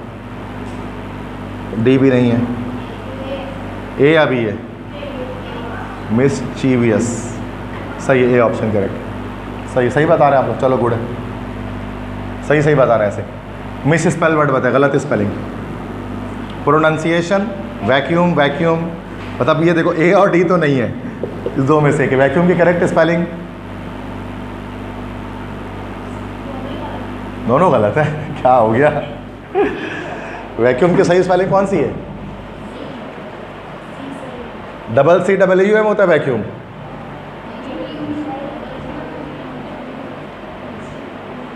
वैक्यूम की पहली वाली स्पेलिंग सही है, सी ऑप्शन हमारे पास मिस स्पेल्ड है। एक सी होता है वैक्यूम में, VACWM वैक्यूम, ठीक है, डबल सी नहीं आता वैक्यूम। तो मसला तो नहीं है। नेक्स्ट देखिए, choose the correctly spell word. Play right, ये सुना होगा आपने ये वर्ड, प्ले राइट। ये अक्सर होता है नावल निगार, प्ले ड्रामा निगार को कहते हैं ना प्ले राइट, ड्रामा निगार, जो ड्रामा निगारी करते हैं। William Shakespeare was a great play right, Charles Dickens was a British play right. यही तो नहीं बोलना था अल्लाह के बंदे, राइट या ये वाला राइट होता है इसमें, WRIGHT राइट, लिखने वाला राइट नहीं है ये। अगरचे ड्रामा लिखता है वो, लेकिन ये W से राइट होता है। जैसे शेक्सपियर को जब लिखते हैं ना, चार्ल्स डिकन्स को जब हम प्ले राइट लिखते हैं तो ये वाला राइट लिखते हैं। सही है, ये वाला नहीं लिखेंगे, ये कन्फ्यूजन हो जाएगी बहुत बच्चे इसमें, ए वाला लिख देते हैं, बट ये बी वाला राइट होता है। प्ले राइट मतलब ड्रामा निगार, जो ड्रामा लिखता है, ड्रामा राइटर। क्लियर है? तो ये याद रख लो, अगली वाला गलत नहीं करना है। मिस स्पेल्ड वर्ड बताइए। Apparatus, occasion, conscious, personal.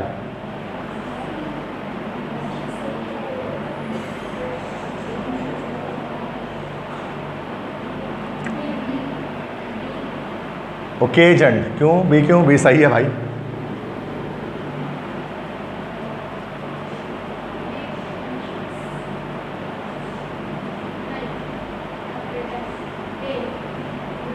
Occasion, apparatus की स्पेलिंग भी सही है।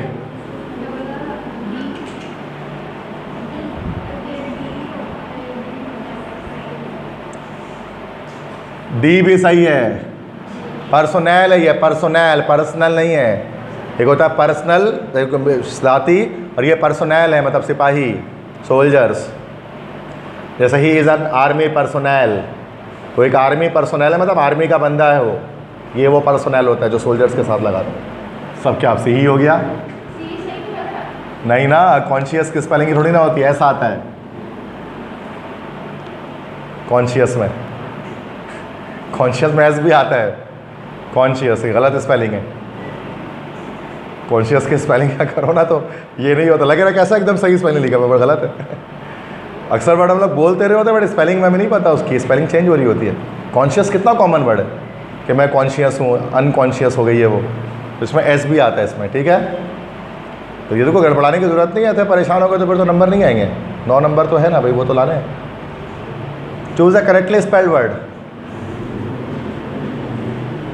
कॉन्वाइजियर, कॉन्वाइजियर किसे कहा जाता है? लवर ऑफ आर्ट, फन से मोहब्बत करने वाला। ये NED में भी ये वर्ड मैंने कराया था, connoisseur, the one who loves art, फन से मोहब्बत करने वाला। सुना है कॉन्वाइजियर? चलो मैं बता देता हूँ, ए ऑप्शन करेक्ट है। कॉन्वाइजियर की करेक्ट स्पेलिंग ये होती है डबल एन होता है, डबल एस होता है कॉन्वाइजियर में, ठीक है। फ्रेंच वर्ड है, इंग्लिश का वर्ड नहीं है ये, कॉन्वाइजियर। EUR जब आता है ना तो फ्रेंच वर्ड होता है, मॉन्सियोर, ठीक है। तो ये कॉन्वाइजियर, ये फ्रेंच वर्ड्स हैं। ये इसके मतलब होता है the one who loves art, वो शख्स जिसको फ़न से मोहब्बत है, पेंटिंग्स वगैरह इन सब चीज़ों से, बाज़ौक़ कह सकते हैं आप। समझ में आ गई बात? तो जो भाई जो मुश्किल है वो मैं ख़ुद बताऊंगा, आसान वाले आप बताएं। लेकिन अच्छा अभी ख़त्म हो गया, स्पेलिंग ख़त्म हो गई, दोबारा ग्रामर स्टार्ट हुई। अब शुरू हो रहा है सब्जेक्ट वर्ब एग्रीमेंट, जो हम लोगों ने पढ़ा है। Each of the applicants have submitted the required documents. अब ये स्पॉटिंग एरर स्टार्ट हो रहा है, स्पॉटिंग एरर है। आपको नीचे 4 ऑप्शन दिए गए, बताएं गलत वर्ड कौन सा ऊपर लिखा है। लेकिन अब मैं थोड़ा हिंट आपको दे देता हूँ कि यहाँ पर सब्जेक्ट वर्ब एग्रीमेंट का इशू है, ताकि आप आंसर तक आराम से पहुँच सकें। बताएं गलत वर्ड क्या लिखा हुआ है इसमें? सही बोला, जोर से बोले। है, बिल्कुल सही। ये तो अब दोबारा आसान चीज़ें स्टार्ट हो गई ना बेटा। हैव क्यों? क्योंकि आपको पता है जब ईच हमारे पास आता है, ईच और एवरी जब हमारे पास आता है तो ये इसके साथ हम कौन सा वर्ब लगाते हैं? सिंगुलर वर्ब लगाते हैं ना बेटा। तो हैव हमारे पास जो है वो क्या है? प्लूरल वर्ब है। यहाँ पर हैव की जगह पर क्या होना चाहिए था? हैज़ होना चाहिए था। तभी यहाँ पर हैव हमारा क्या हो गया? एरर में आ गया। यही सोचा था आप लोगों ने। ये सब्जेक्ट वर्ब एग्रीमेंट कहलाता है। ये इसके लेक्चर मैंने दिया हुआ आपको। नेक्स्ट है, one of the reasons for his success are his determination. गलत जवाब, नादिया ने दिया गलत जवाब। अब रीजंस कहाँ से हो गया? सही रीजंस ही होता है। वन ऑफ द रीजंस ऐसे बोले, one of the students of my class are present, is present. हाँ क्या? आर जब वन आता है ना तो सिंगुलर सेंस लेता है। अल्लाह के बंदे, वन आता है तो सिंगुलर सेंस लेता है। तो सिंगुलर सेंस लेगा तो आर नहीं आएगा, यहाँ इज आएगा। One of the reasons for his success is his determination. समझी? अब गलत नहीं करना है, ठीक है? क्लियर है? कोई मसला तो नहीं? ठीक है। नेक्स्ट वर्ड है, neither the manager nor the employees was informed. ये भी एग्रीमेंट इशू है। बता दें, आंसर तो पता लगे ही क्या होगा। टॉपिक एक ही है तो आंसर पता होगा ना। क्या गलती है? Was, simple was. रीज़न क्या मैंने आपको बताया था कि जब नाइदर नॉर आ जाए तो सूरत में क्या करते हैं? हमारे पास 2 सब्जेक्ट है, ये S1 है, ये S2 है। तो सेकंड सब्जेक्ट को देखते हुए फैसला करते हैं। नाइदर नॉर, आइदर और, not only but also, both and, ये सब आ जाए तो सेकंड वाले को देखते हो। तो एम्प्लॉयज़ हमारे पास कैसा वर्ड है? ये प्लूरल वर्ड है, तो उसके आगे हमारे पास प्लूरल वर्ब आएगा। तो ये प्लूरल वर्ब इसका क्या हो जाएगा? वर्ब हो जाएगा, वर्ब हो जाएगा, वॉज नहीं होगा। क्लियर है भाई? तो मसाला समझ में आ रहा है? Everybody should bring their admission card. अच्छा देखो, ये होता तो सब्जेक्ट वर्ब एग्रीमेंट ही है, लेकिन इस टॉपिक को नाम हम क्या देते हैं? Noun, pronoun. ये PMDC सिलेबस में इस नाम से, एंटीसीडेंट। तो बड़ा मुश्किल सा नाम है, परेशान नहीं होना है। ये जो आपका PMDC सिलेबस है इंग्लिश का, MD कैट के लिए ऑल ओवर पाकिस्तान, उसमें ये नाउन, प्रोनाउन, एंटीसीडेंट उसको हम लोग कह रहे हैं। तो वही चीज़ है, सब्जेक्ट वर्ब एग्रीमेंट है। क्या गलती है बताइए? बताइए। एवरीबडी है तो एवरीबडी को क्या लेंगे? सिंगुलर क्या प्लूरल? अरे सिंगुलर। यस, तो गलती देयर में हो गई। तो देयर नहीं होना चाहिए था, देयर की जगह पर क्या होना चाहिए था? इट्स या हिज, ना his, sorry his. Everybody should bring his admission card. Their नहीं, क्योंकि सिंगुलर सेंस आ रहा है। तो जब ये देखो, ये हमारे पास नाउन, मतलब हमारे पास जो इसको देयर जो लगेगा ना वो एवरीबडी को देखते हुए लगेगा। तो ये चूँकि सिंगुलर है तो इस वजह से वहाँ सिंगुलर आएगा, हिज आएगा, ये हर आ सकता है। क्लियर है बेटा? समझ में आ रही बात? नहीं समझ में आ रही? 39 ओके, क्लियर है? जल्दी करो भाई। The jury has delivered their verdict. Again agreement issue. हाँ आप सही बताया ना। दोबारा नाउन, प्रोनाउन, एंटीसीडेंट, देयर में मसला है। चूँकि देखो ज्यूरी किसे कहा जाता है, मैंने आपको बताया था कि ज्यूरी क्या होता है बेटा? ज्यूरी एक कलेक्टिव नाउन है। ज्यूरी क्या होता है? It is the collection of जजेस। बिल्कुल सही। जजेस के कलेक्शन को हम लोग ज्यूरी कहते हैं। और मैंने बताया था कलेक्टिव नाउन सिंगुलर प्लूरल दोनों हो सकता है। अगर सब मिलकर एक ही काम करे तो सिंगुलर, सब मिलकर अलग अलग काम करे तो प्लूरल। अब यहाँ jury has delivered their verdict, verdict के मतलब होता है फैसला, कि ज्यूरी ने अपना फैसला दे दिया, तो सबने मिलकर फैसला दिया ना, एक का सबने मिलकर एक ही काम किया है, तो देयर नहीं होना चाहिए यहाँ पर, तो हिज वर्डिक्ट होना चाहिए, या इट्स लिखा सकते हैं, सिंगुलर ले सकते हैं, देयर नहीं। क्लियर है तो मसला?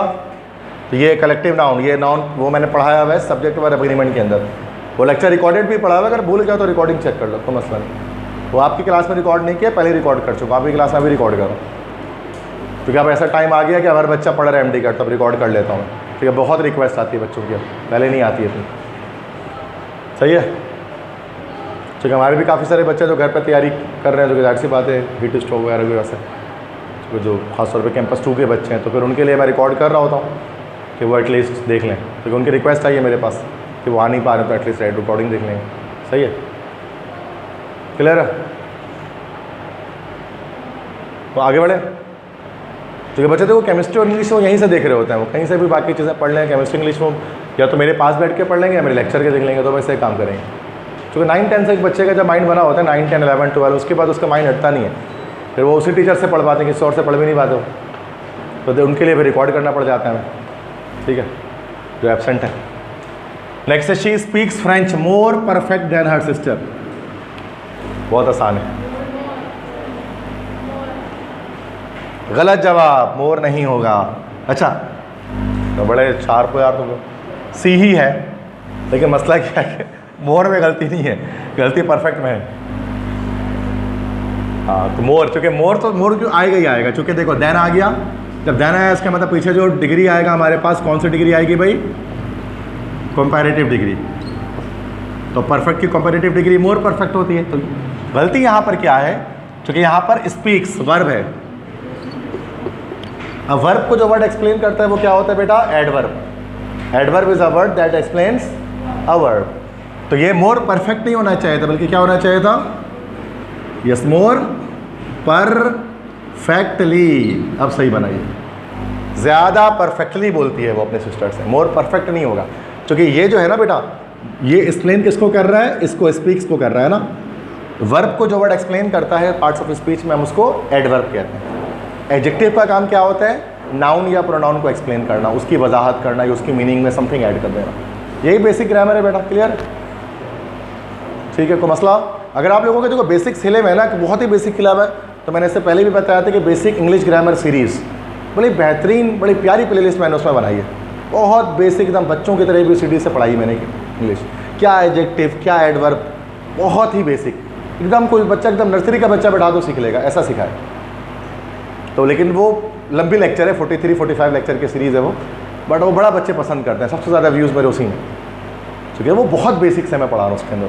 अब ये तो बहुत एडवांस है ना, हर को ढूंढना पड़ पाएगा। मैं डायरेक्ट बोल दिया एडवर्ब एडजेक्टिव, अब बच्चा परेशान के सर ये क्या है। अब उसके लिए जिसको ये सब भी नहीं पता वो उस लेक्चर को देखें। यूट्यूब का बेनिफिट ये होता है, आपको हर चीज़ एक ही जगह पर मिल जाती है ना भाई। तो वो मैंने इससे अब टाइम निकल गया, लेकिन उसका अब नहीं देखा, अब डायरेक्ट लेक्चर करो। अब वो थोड़ी ना वो देखेंगे तो पूरा 2 महीने निकल जाएगा, MD कैट भी हो जाएगा और वो सिर्फ प्लेलिस्ट खत्म नहीं होगी। तो बेहतर है कि आप डायरेक्ट ये लेक्चर वॉच करो, ठीक है। नेक्स्ट आ गया, the patient was serious injured in the accident. Same issue create हो रहा है बेटा, सेम इशू क्रिएट हो रहा है। वही एडजेक्टिव का मसला है। बिल्कुल सही, क्या कह रहे हैं दीना? सीरियसली, बिल्कुल सही। सीरियस नहीं होगा, बल्कि क्या होगा? सीरियसली इंजर्ड, शदीद ज़ख्मी हो गया। इंजर्ड चूँकि यहाँ पर हमारे पास एक एडजेक्टिव है, और एडजेक्टिव को जो वर्ड एक्सप्लेन करता है वो एडवर्ब होता है। तो जिस तरह से एडवर्ब वर्ब को एक्सप्लेन कर सकता है, तो वो किसी एडजेक्टिव को भी एक्सप्लेन कर रहा होता है। तो सीरियसली इंजर्ड, या एडवर्ब ऑफ मैनर हमारे पास, या एडवर्ब ऑफ डिग्री क्वांटिटी हमारे पास आ रहा है, ठीक है। तो ये सही कहा।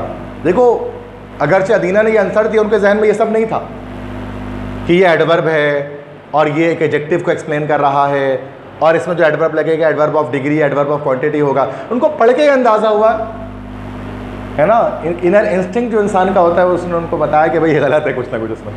ये जुमला ऐसे बोला नहीं जाता, अंग्रेज़ ऐसे बोलते नहीं है, इसलिए उन्होंने बोला ये गलत है। ये भी एक तरीका होता है स्पॉट करने का गलतियों को। ज़रूरी नहीं है कि आपको ये सब पता हो कौन सी टाइप है, नहीं है, कोई ज़रूरत नहीं है इसकी। खुद भी अगर आप इंग्लिश बोलते हैं तो या सुनते हैं तो आपको पता होना चाहिए। क्लियर है बेटा? तो अच्छा यहाँ तक तो हो गया ये हमारा। अच्छा आप तो कॉल सेंटर पर होते हो ना बेटा, तो आप उर्दू कॉल सेंटर में, इंग्लिश कॉल सेंटर, तो आपको तो इजीली आपको बताना पड़ेगा ये सब। लेकिन वह ग्रामर इतना फॉलो नहीं करते हैं ना, वह ग्रामेटिकली इतना नहीं बोलते हैं। बस समझ में आ जाए ग्रामर में कुछ भी लगा दो, इसे हमारे वॉज वर्ड कुछ भी लगा दो, ये तो है। क्योंकि स्पोकन इंग्लिश अलग होती है, रिटन इंग्लिश अलग होती है। स्पोकन में आप गलतियाँ कर सकते हैं, रिटन में आप गलती नहीं कर सकते, ये रिटन इंग्लिश है। जबकि इनकी माशाल्लाह ये देखो पूरा दिन ये इंग्लिश, पूरा रात मतलब इंग्लिश ही बोलती है ना, एक लंबा कितना 6 घंटा 7 घंटा इंग्लिश में ही बात करते हैं, उसके बावजूद आप इसमें समझ नहीं पा रहे हो। क्योंकि ये इंग्लिश अलग है और जो बोली जाती है वो इंग्लिश अलग है, दोनों में डिफरेंस है। इसलिए आप इंग्लिश दिन भर बोल के भी आप इसको नहीं समझ पाएंगे। नहीं तो अक्सर नहीं भी आ रहा है, बहुत सारे में आप कंफ्यूज हो रहे हैं ना बेटा। जैसे उर्दू में देख लो ना बेटा, उर्दू हम पूरा दिन बोलते हैं लेकिन सेकेंडरी उर्दू समझ में नहीं आती, तो यही बात हो गई ना, ये खालिस इंग्लिश है। समझ गया ना, खालिस बोलना उर्दू हो चाहे इंग्लिश हो, दोनों मुश्किल है। नॉर्मल तो उर्दू इंग्लिश सब बोल सकते हैं। नेक्स्ट आगे आते हैं, the critical thinking and to develop leadership skills.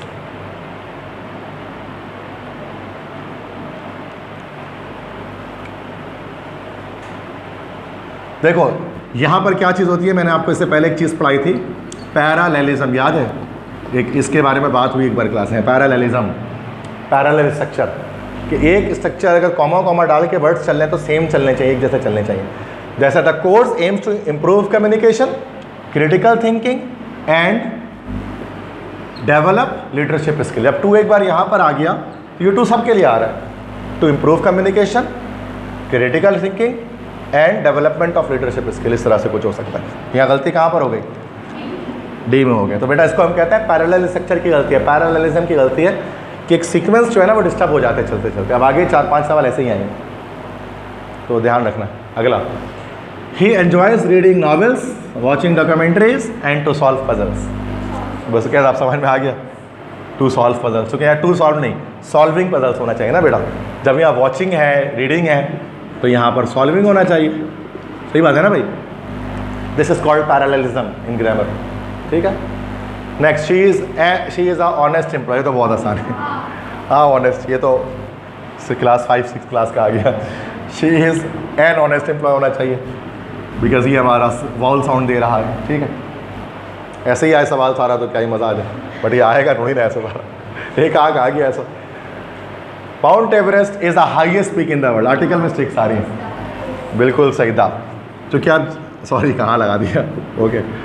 तो हाईएस्ट हमारे पास क्या है? हाईएस्ट इज़ द, कौन सी डिग्री है बेटा? ये सुपरलेटिव डिग्री है ना। सुपरलेटिव डिग्री से पहले हम लोग क्या लगाते हैं? आर नहीं लगाते हैं, बल्कि दा लगाते हैं। ऐसे ही ना बेटा, सुपरलेटिव से पहले हम लोग दा लगा लेंगे, तो the highest peak in the world होगा, आ नहीं। Next we discussed about the proposal during the meeting.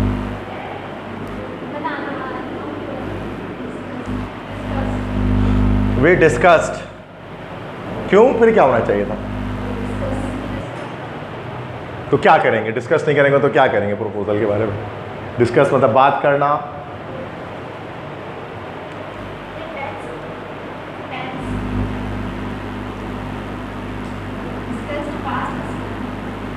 तो इससे क्या फ़र्क पड़ता है?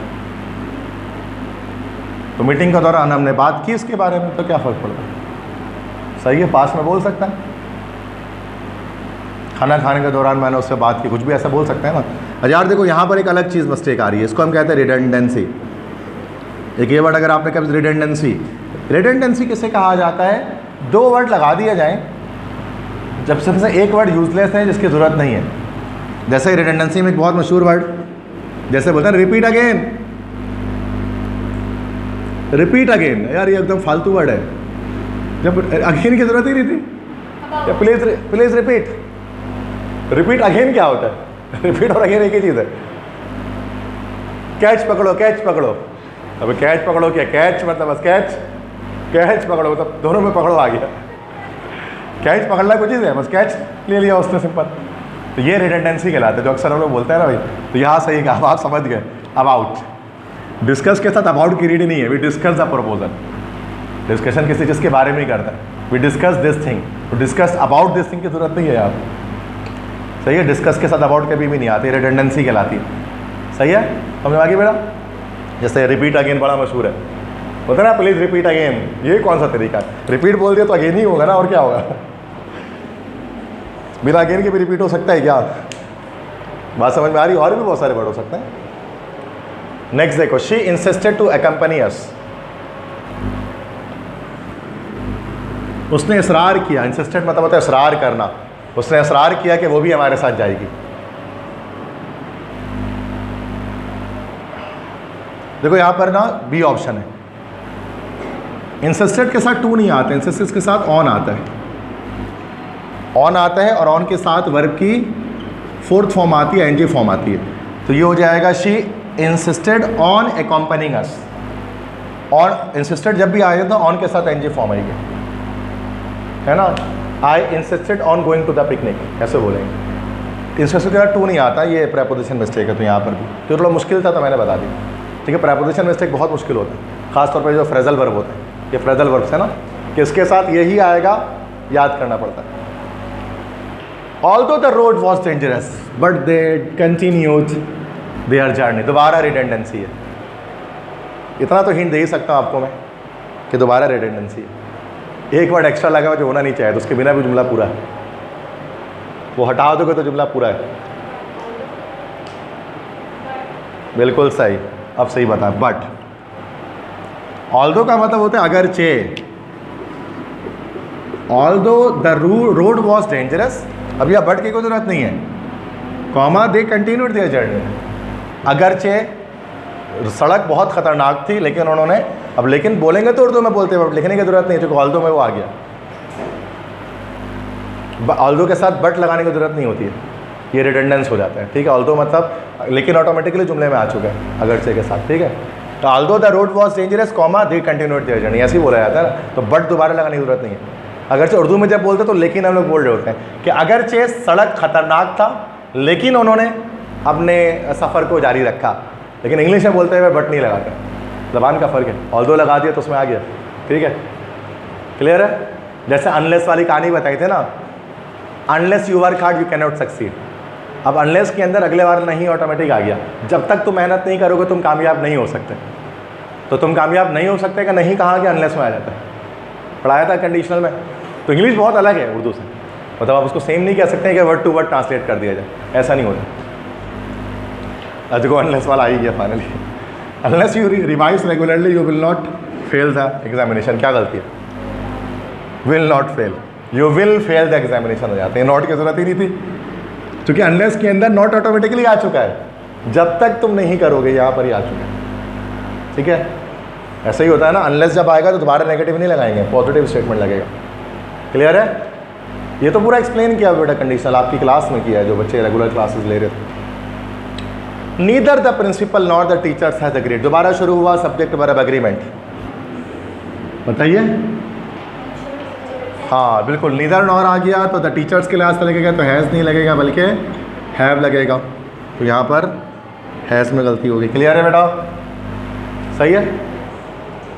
अच्छा बस ये तो 51 स्लाइड्स हुए हैं। ठीक है, अच्छा ये स्लाइड करके बस हम इसको ऑफ कर लेंगे ना, उसमें फिर केमिस्ट्री हम मंडे कर लेंगे, कोई मसला नहीं, तो इंग्लिश नहीं डालेंगे उसके अंदर। मैं ये चाह रहा हूँ कि एक साथ वन शॉट मैराथन ये बन जाए हमारा ना, एक ही वीडियो के अंदर सारा आ जाए, फिर वो अलग अलग पार्ट करके करना पड़ेगा, फिर वो मैं चाह रहा हूँ एक ही साथ हो जाए। ठीक है, आप लोगों के लिए भी आसानी है कि एक ही वीडियो में सारी चीज़ आ जाए रिवाइज़ करने के लिए। ठीक है, वरना ये ना भी अच्छा भी देखो क्या हुआ है, बार बार करके ना अब आप लोग को एग्रीमेंट ये सब चीज़ें जहन में पक्की हो गई हैं, आप ना आराम से जवाब देते रहोगे। अब अगले 2 दिन बाद करेंगे दोबारा दिमाग से निकल जाएगा, फिर लगेगा कि नए सिरे से पढ़ना पड़ा। ऐसे ही होता है ना, तो हम साथ साथ कर लेते हैं। क्लियर है? बस ये ख़त्म हो जाएगा तो उसको ऑफ कर लेंगे हम।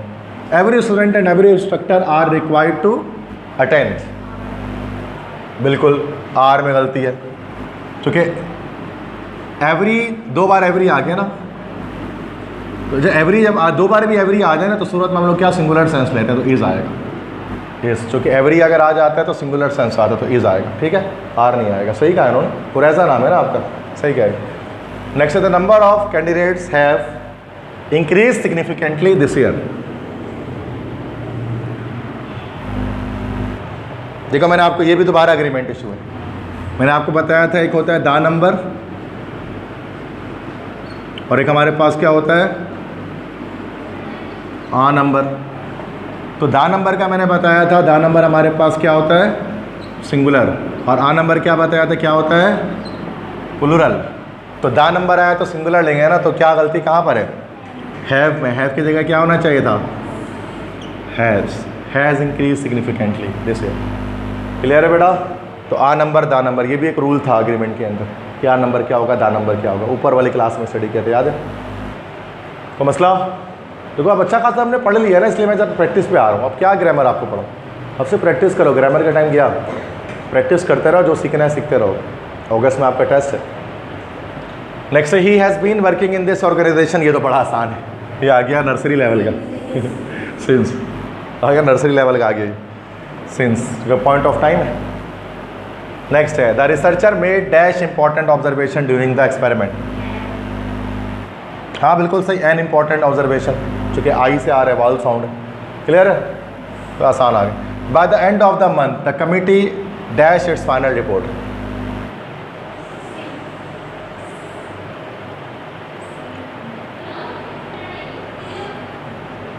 यार इसका सी नहीं होगा जी, कि डी होगा, डी होगा।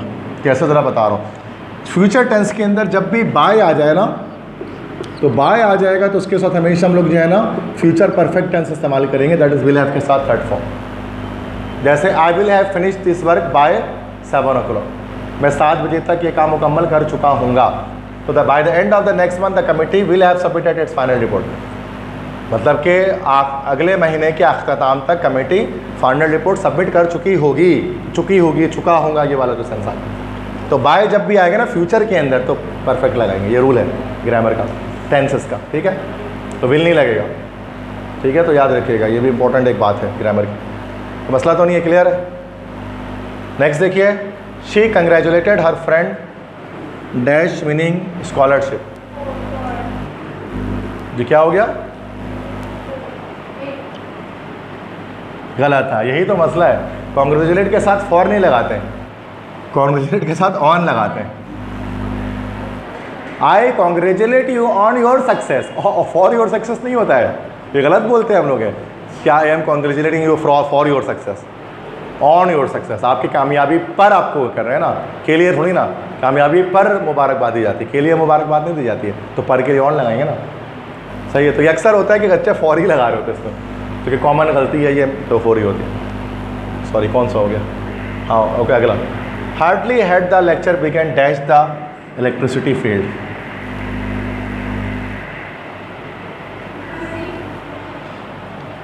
नहीं इसका ए होगा व्हेन, मतलब मुश्किल से लेक्चर शुरू हुआ जब बिजली चली गई, मतलब मुश्किल से लेक्चर शुरू हुआ था जब बिजली चली गई। तो व्हेन मतलब जब के मायने में यहाँ पर आ रहा है, तो ये हार्डली के साथ इस तरह से व्हेन लगाते हैं, ठीक है। Hardly had the lecture begun when the electricity failed, जब बिजली गई तो मुश्किल से लेक्चर शुरू ही हुआ था कि बिजली चली गई, तो व्हेन लगेगा, ठीक है। जैसे व्हेन बोला उससे सही बोला। The evidence presented in the court was highly dash. चलिए ठीक है, बताएं जरा, कोई ब्रेक खत्म कर दो। The evidence presented in court was highly dash, क्या हो जाएगा, सी ऑप्शन परसुएसिव, ठीक है। यस बिल्कुल, चूँकि एडजेक्टिव आना चाहिए उसके एंड में, तो एडजेक्टिव में हमारे पास ये आ जाएगा परसुएसिव, क्योंकि आई भी जब आते हैं एंड में तो this will be adjective. Highly persuasive, चूँकि हाईली एडवर्ब है तो वो एडजेक्टिव का एक्सप्लेन करेगा। ये शन जो आ गया तो ये हमारे पास नाउन हो गया, ठीक है। एल वाई आगे दोबारा एडजेक्टिव हो गया, एड जब आ गया तो ये हमारा वर्ब हो गया, तो एडजेक्टिव बस सी है, परसुएसिव तो हमारा सी ऑप्शन हो जाएगा, सही है, क्लियर।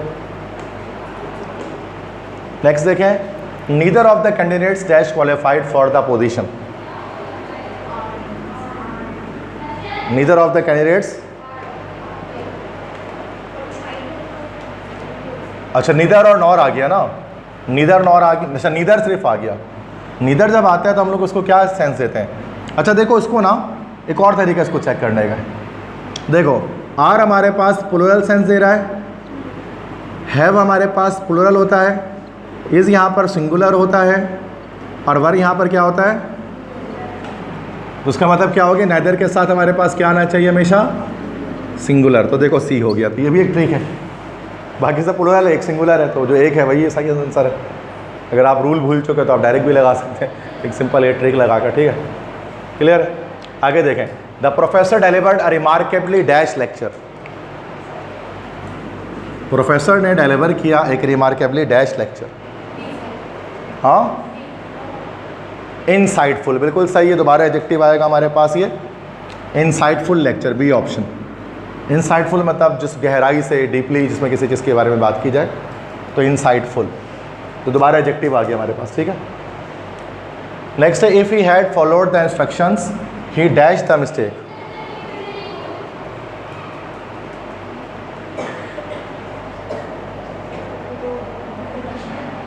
कंडीशनल सेंटेंस है ना बेटा। इफ़ आ गया, हैड आ रहा है, तो उसका मतलब टाइप 3 है। टाइप 3 में क्या होगा, बी ऑप्शन हो जाएगा, वुड हैव अवॉइडेड, क्योंकि पास्ट परफेक्ट के साथ वुड हैव के साथ थर्ड फॉर्म आती है, क्लियर है। नेक्स्ट हमारे पास है, the board finally arrive dash unanimous decision. Unanimous होगा, सॉरी, यूनैनिमस, ठीक। अराइव्ड के साथ क्या लगाएंगे, अराइव्ड एट, हाँ, arrived at a unanimous decision, arrived के साथ एट आता है, ये इसका भाई फ्रेजल वर्ब है, तो डायरेक्ट याद रखेंगे। नेक्स्ट देखिए, the director insisted that every participant dash the guideline carefully. The director insisted that every participant dash the guidelines carefully. हाँ जी,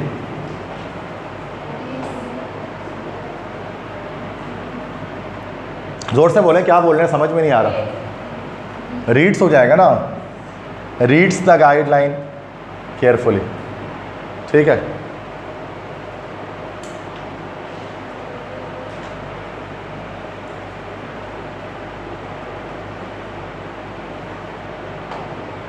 सही है, रीड्स था, चूंकि एवरी पार्टिसिपेंट आ गया, सिंगुलर सेंस आएगा, तो यहाँ रीड होगा। नेक्स्ट देखिए, scarcely had the match started dash it began to rain heavily. ये भी तो बता रहा है थोड़ी देर पहले, वैन हो जाएगा, मतलब मैच शुरू ही हुआ था कि बारिश होना तेज शुरू हो गई, तो वही वैन वाला आ गया। Next, she is one of the most capable leaders dash this institution has ever produced. कौन बता रहे हैं, क्या बता रहे हैं, ए हु नहीं होगा, बी ऑप्शन हुम होगा। हुम का मतलब होता है जिसको या जिसे, हु का मतलब तो जो होता है।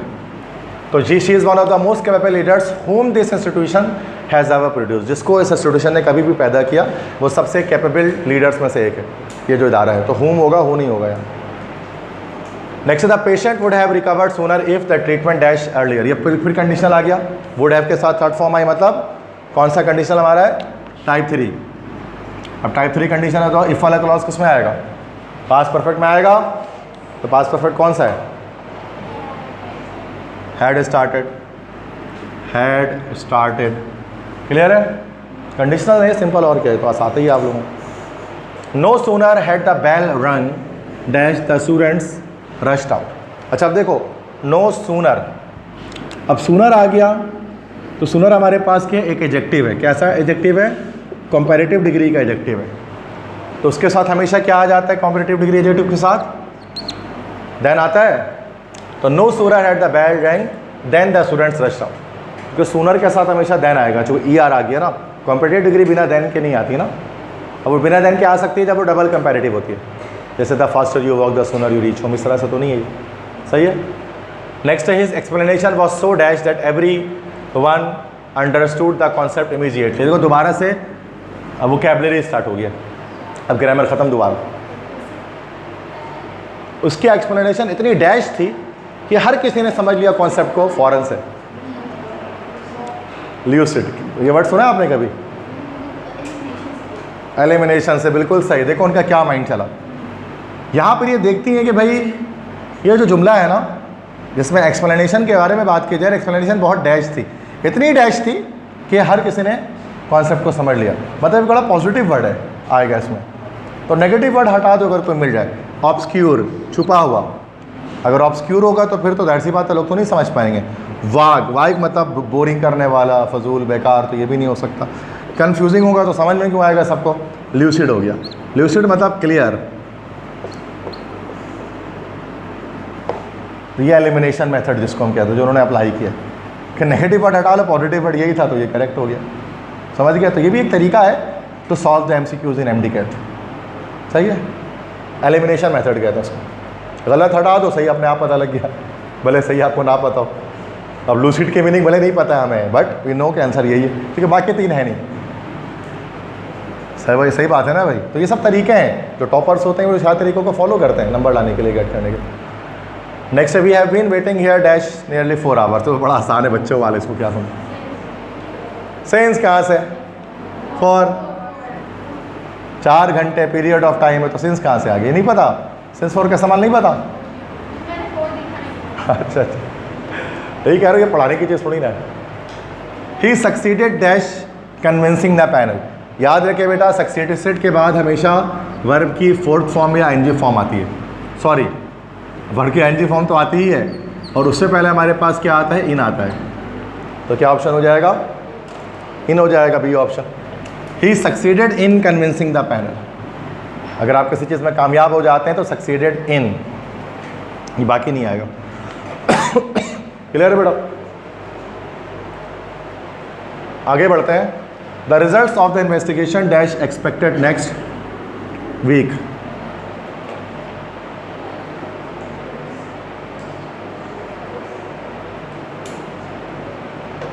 इन्वेस्टिगेशन का जो रिजल्ट है वो dash expected next week. Results plural है, आर हो जाएगा ना, बाकी सब सिंगुलर है, बात ही खत्म हुई। एलिमिनेशन करो, बोलता रहो, ये सारा प्लूरल है, ये सिंगुलर है, तो यही सही हो गया। सॉरी, बाकी सिंगुलर है, ये प्लूरल है, तो यही सही हो गया। वैसे भी आ रहा था रिजल्ट्स के साथ। क्लियर है। वैसे शॉर्टकट ट्रिक्स भी लगा सकते हैं यार, थोड़ी ना कि ग्रामर के चीते हो आप। अब दिमाग लगाओ अपना। नेक्स्ट है, had I received your message earlier I dash immediately. ये हैड आई, देखो मैंने बताया था थर्ड कंडीशन इस तरह से भी हो सकता है कि हेड स्टार्ट में आ जाए, तो ये थर्ड कंडीशन है। तो क्या हो जाएगा, इफ़ यहाँ से हटा के बनाएगा, रिजल्ट क्लॉज किस में बनेगा, वुड हैव के साथ थर्ड फॉर्म में। तो क्या हो जाएगा, हेड से भी बन सकता है ना। जैसे if you had work hard को हैड यू वर्क हार्ड भी लिख सकते हैं, बताया तो याद आ रहा है। ये भी एक अल्टरनेट पैटर्न होता है टाइप 3 कंडीशनल का इंग्लिश ग्रामर के अंदर। सही है। नेक्स्ट, अच्छा अब देखो पैसेज यहाँ पर स्टार्ट हो रहे हैं। NED के पैसेज और MDCAT के पैसेज में ज़मीन आसमान का फ़र्क होता है।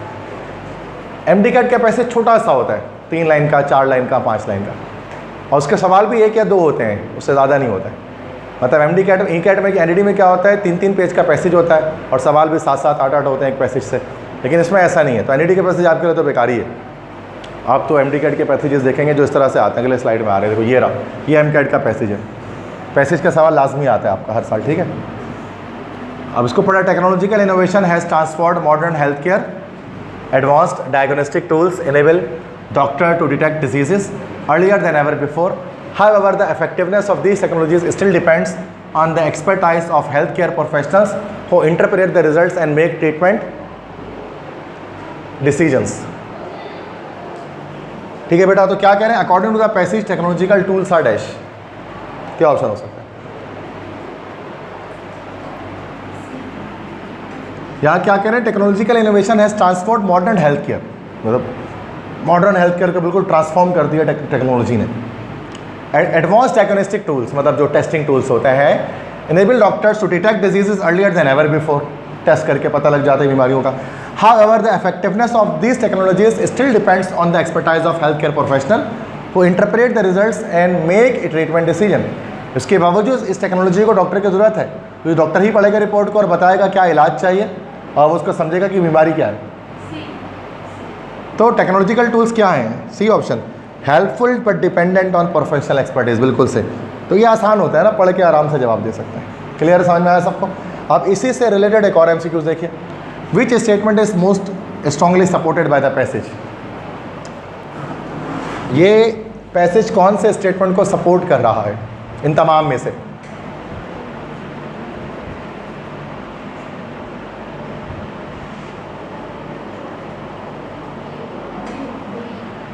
B option, technology alone guarantee successful treatment, बिल्कुल गलत बात। हाँ वो मैं समझ गया, बी कह रहे हैं आप लोग, देखते हैं, मैं तो पढ़ूंगा ना, मुझे क्या पता बी ऑप्शन है। Medical expertise remains important despite technological, बिल्कुल सही भी। डायग्नोस्टिक टूल्स आर अनरिलायबल, बिल्कुल गलत बात, ऐसी बात थोड़ी ना हो रही। Health care professional resist technological, बिल्कुल गलत बात है, वो रेजिस्ट करते ही नहीं है। कितना आसान है देखो, एनईडी का कितना मुश्किल होता है, तो फ़ौरन समझ में आ रहा है, तो पल्ले ही नहीं पड़ता, सब सही लग रहा होता है, ये ए भी सही है, बी भी सही है, सी भी सही है, डी भी सही है, तो वहाँ लेकिन उनका फ़ायदा क्या है, उनका रिपीट होता है। पर रट्टा मार लो तो भी काम बन जाएगा, आपका रिपीट नहीं होगा, आपका नया पैसे जाएगा बस, लेकिन आएगा आसान। बात समझ में आ गई। नेक्स्ट देखिए passage 2, many students believe intelligence alone determines academic success. कुछ लोगों को लगता है सिर्फ जहानत से क्या होता है एकेडमिक सक्सेस की गारंटी होती है, कि अगर आप ज़हीन हैं तो एकेडमिकली आप कामयाब हो जाएंगे। Research however indicates that discipline, consistency and effective study habits often play a more significant role in long term achievement and natural ability alone. Research ने शो किया है कि नज़्म ज़ब्त, कंसिस्टेंसी और अच्छी आदत मुताला करने की वो बहुत अहम किरदार अदा करती हैं लॉन्ग टर्म अचीवमेंट के लिए, सिर्फ नेचुरल एबिलिटी के बजाय। क्योंकि कुछ लोग होते हैं ना सिर्फ इंटेलिजेंट तो होते हैं लेकिन मेहनत नहीं करते हैं, तो उन लोगों को भी कुछ मिल नहीं सकता, इंटेलिजेंस के साथ मेहनत भी चाहिए। तो क्या कह रहे हैं, the main idea of the passages C D L O. मसला आ गया यार, ये क्या बात हो गई, ये क्या बात हो गई, दो अलग अलग आंसर आ रहे हैं, सी डी, एक आना चाहिए था, क्या है बोलो जल्दी से। सी पर स्टिक के हो आप, सी आप, डी आप लोग पे स्टिक हो, सी पे वापस आ गए, चेक कर लेते हैं, क्या पता डी हो, मुझे नहीं पता सी है कि डी है, आप बताइए, क्या पता डी हो। सी पे ही फैसला है, अदीना सी पे फैसला, चले देखते हैं। Intelligence has no role in success, बिल्कुल गलत बात, इंटेलिजेंस का तो रोल है। Academic studies depends entirely on study, but नहीं, इंटेलिजेंस भी चाहिए, डिसिप्लिन भी चाहिए, कंसिस्टेंसी भी चाहिए, सब कुछ चाहिए। Factors beyond intelligence contribute significantly to success, C option हो सकता है, बिल्कुल हो सकता है। Discipline is less important than talent, ऐसी कोई बात ऊपर नहीं की गई है, हो सकता है कि रियल में ऐसा, बट ऊपर ये बात की नहीं गई है। हाँ इस बात का जिक्र नहीं है, वरना हो सकता है रियल में ऐसा हो। अब देखें सेम यही एक और सवाल इसी पैसेज से, the author's attitude toward intelligence is best describe as dash. Author intelligence के बारे में क्या नज़रिया रखते हैं, dismissive, balance, critical, enthusiastic. Enthusiastic तो नहीं होगा, डिसमिसिव भी नहीं, रिजेक्ट भी नहीं कर रहे हैं उसको पूरी तरह से, बैलेंस, क्रिटिकल, हाँ बैलेंस कह सकते हैं, तनकीद भी नहीं कर रहे इंटेलिजेंस पर कोई, एक बैलेंस कर रहे हैं कि एक दरब के जितनी इंपॉर्टेंस इंटेलिजेंस की है उतनी इंपॉर्टेंस बाकी चीज़ों की भी है लॉन्ग टर्म एकेडमिक सक्सेस के लिए। ऐसे ही बेटा क्लियर है, तो मसला 77 हो गया, ओके 78। पैसेज नंबर 3 इसको रीड आउट करें, climate change affects ecosystem in complex ways. ठीक है, राइजिंग टेम्परेचर में अल्टर माइग्रेशन पैटर्न, बिल्कुल सही बात है। Disrupt food chain and increase the frequency of extreme weather events, बिल्कुल सही कह रहे हैं। Scientist therefore emphasize the need for long term environmental planning, बहुत आसान पैसेज, क्लाइमेट चेंज के बारे में समझ गया passage. Which consequence of climate change is mentioned in the passage, क्या बताया गया, क्या हो सकता है क्लाइमेट चेंज से, इन पैसेज में क्या बताया गया कि इसका कंसिक्वेंस, उसका नतीजा बताइए, बोले बेटा। रिड्यूस्ड बायोडाइवर्सिटी कंसर्न, अरे सी बोल रहे हो ना, हाँ सी है ना, बी कौन बोल रहा है, सी ऑप्शन है। अल्टर्ड माइग्रेशन पैटर्न ये बता रहे हैं, हो सकता है कि बी भी हो, लेकिन पैसेज के लिहाज से सी है। ऊपर फर्स्ट लाइन में कोने में लिखा हुआ है, चेक करो, बता जो पौधे, वो जो पौधे कह रहा सॉरी, जो परिंदे होते हैं, जो बर्ड्स होते हैं बेटा, वो माइग्रेशन करते हैं ना, माइग्रेटरी बर्ड्स इनको हम कहते हैं, तो वो क्लाइमेट चेंज की वजह से उनके माइग्रेशन का पैटर्न चेंज हुआ है। मतलब जिस मंथ में माइग्रेशन होनी चाहिए उस मंथ में अब नहीं हो रही उनकी, जिसकी वजह से एक बड़ा कंसर्न है, क्योंकि वो क्लाइमेट को देखते हुए माइग्रेट किया करते थे जिससे उनकी जान बचती थी। अदरवाइज़ अगर वो वहाँ पर रह जाएंगे लंबे अरसे तक तो वहाँ मर भी सकते हैं। अल्लाह ताला ने उनके अंदर एक सेंस डाला है माइग्रेटरी बर्ड्स के अंदर, सुना है उसके बारे में? पूरा एक समंदर तक पार करते उड़ते हुए, लाखों की तादाद में। कार्टून्स में भी देखा होगा आपने, पता नहीं कौन सा मशहूर तो कार्टून था माइग्रेशन के ऊपर, क्या था, कौन सा कार्टून था माइग्रेटरी बर्ड्स के ऊपर जो माइग्रेशन हो रही थी जिस पर, यार मुझे याद नहीं आ रहा, बहुत मशहूर एनिमेटेड कार्टून है, याद है आप लोगों को? दी माइग्रेशन, यस, उसका नाम ही माइग्रेशन। बहुत प्यारा कार्टून है वो, मतलब छोटा बच्चा भी था उनके साथ, वो लेकर जो माइग्रेट करते हैं। मतलब वो कार्टून सब नहीं बनते हैं वैसे, वो हमारे बचपन में बना करते थे, आपने भी देखा होगा। दी माइग्रेशन, सही कह रहे हैं। तो उसमें बताया गया था माइग्रेशन ऑफ बर्ड्स के बारे में, क्यों ज़रूरी है, क्यों करते हैं वो बच्चों के लिहाज से। नेक्स्ट है बेटा पैसेज 3, यह भाई है, हाँ बेटा बोलो।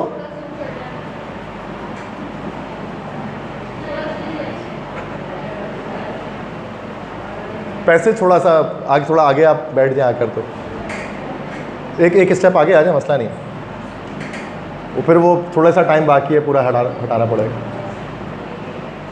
आप बाकी सबको दिख रहा है? ये आपके आई साइट इशू है बेटा, है ना? अब दिख रहा है? अब बस ये सवाल पढ़े, पैसेज तो वही है, सवाल पढ़ने से। The word therefore is used to indicate dash. अच्छा, देयरफॉर लिखा हुआ है ना कि scientist therefore emphasize the need for long term environmental planning, मतलब शुरू में कॉज है और देयरफॉर के बाद उसका इफेक्ट बता रहे हैं कि तो क्या है, तो क्या हो जाएगा इसका? तो ये जो देयरफॉर यूज़ किया गया कॉज एंड इफेक्ट के लिए इस्तेमाल किया गया, इसलिए है ना। देयरफॉर जब यूज़ करते हैं तो ये कॉज एंड इफेक्ट के लिए इस्तेमाल करते हैं, है ना। It is raining therefore we should carry an umbrella, बारिश हो रही है इसलिए हमें एक छतरी लेकर जाना है, तो कॉज एंड इफेक्ट है, सुना है ना देयरफॉर। तो मसला शुरू में एप्लीकेशन में लिखते हैं ना, I therefore request you to grant me, शुरू में कॉज बताते हैं, बाद में इफेक्ट आ रहा होता है। शुरू में बताते हैं बीमार हो, फलाना ढिमकाना है, आखिरी में बोलते हैं भाई ये मुझे ये चाहिए, मुद्दे पे आते हैं कि चाहिए क्या आपसे मुझे, देखा है ना आप एप्लीकेशन लिखते हुए। तो देयरफॉर हम इसलिए इस्तेमाल करते हैं। चलो ख़त्म हो गया passage. Choose the grammatically correct sentence. अब ये क्या है कि ग्रामेटिकली करेक्ट सेंटेंस बताने कौन सा इसमें? B option, hardly I had reach that station when the train departed, बिल्कुल सही, बी ऑप्शन सही है। समझ में आया सबको? बाकी सब में कोने को गलती है, वैसे सबने एक 60 बी बोला है तो मतलब सही बोला है। आगे बढ़े। चूज द करेक्ट सेंटेंस, दोबारा करेक्ट करें।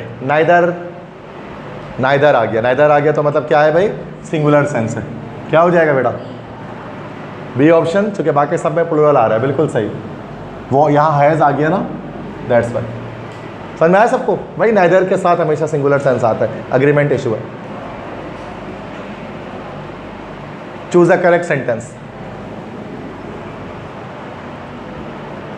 हाँ जी, नो सूनर, सूनर आ गया तो देन आएगा आगे, मतलब ए तो नहीं है, हैड ही भी नहीं हो सकता, सी ऑप्शन करेक्ट है। No sooner he had arrived then the meeting started. No sooner के बाद परफेक्ट का सेंस आता है, परफेक्ट टेंस आता है, उसके बाद फिर आगे बढ़ते हैं। क्लियर है बेटा? तो मसला नेक्स्ट है।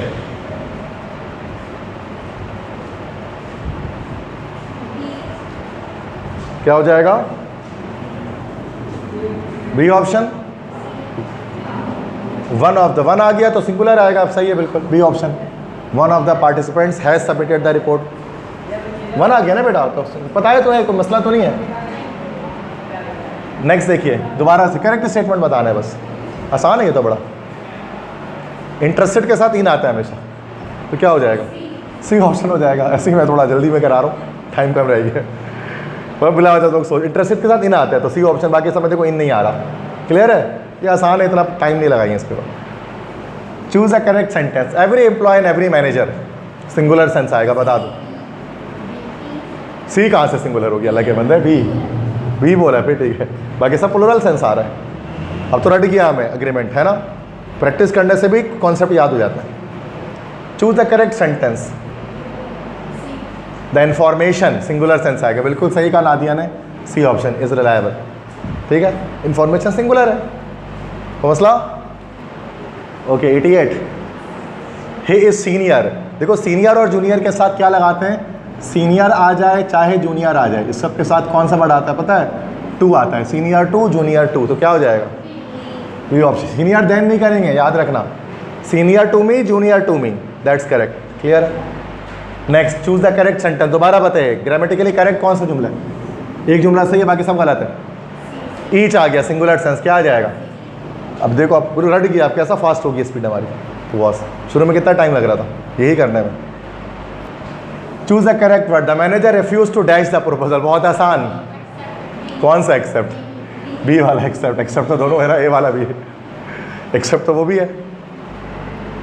The hikers finally reach the mountain dash. बहुत आसान, ए पीक, ये वाला जो पीक है मतलब चोटी।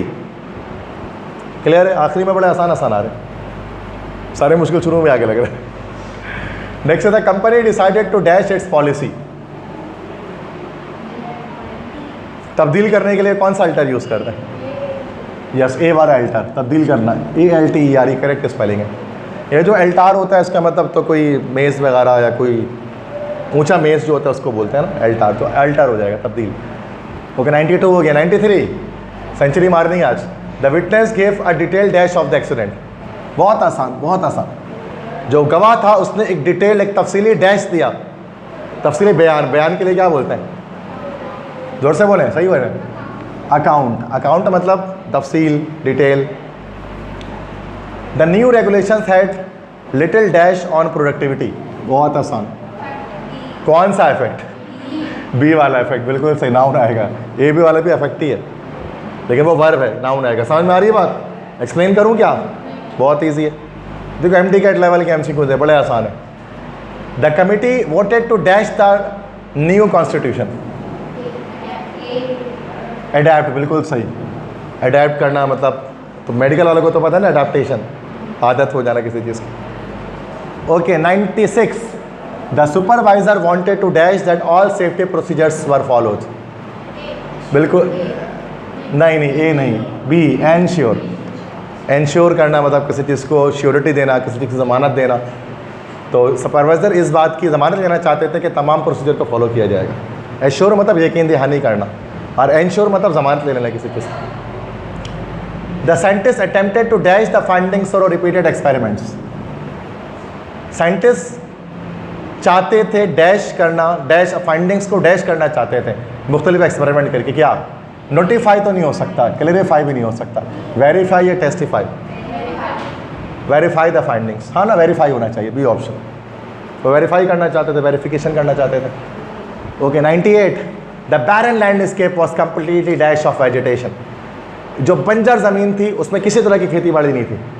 ए, बिल्कुल, ये बेयर मतलब होता है किसी चीज़ से बिल्कुल खाली होना, कुछ ना होना, कोई चीज़ ना होना, बेयर होना। जैसे बेयर फुटेड होता है ना, नंगे पाँव चलना, पाँव में जब कुछ ना हो तो बेयर फुटेड है आप, नंगे पाँव है। 99, the team work dash to complete the project ahead of the schedule. क्या हो गया? ए, कोलैबोरेटिवली, बिल्कुल सही, एडवर्ब ऑफ मैनर लग जाए, कोलैबोरेशन के साथ, मिलजुल कर, कोलैबोरेटिवली, सही है। लास्ट है MCQ नंबर 100।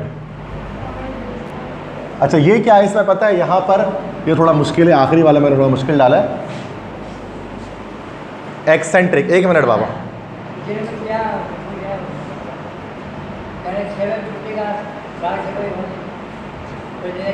6 बजे किसको बोला था भाई? 6:30 की टाइमिंग थी, गलत है ना, अभी छोड़े, रुक जाए, बैठे, टाइम सही बताया कर, आखिरी बताया जरा। एक्सेंट्रिक मेरे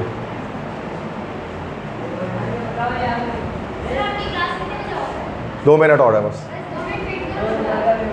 Our baseball team's pitcher has a few eccentric habits such as throwing exactly 13 warm-up pitches and never wearing socks.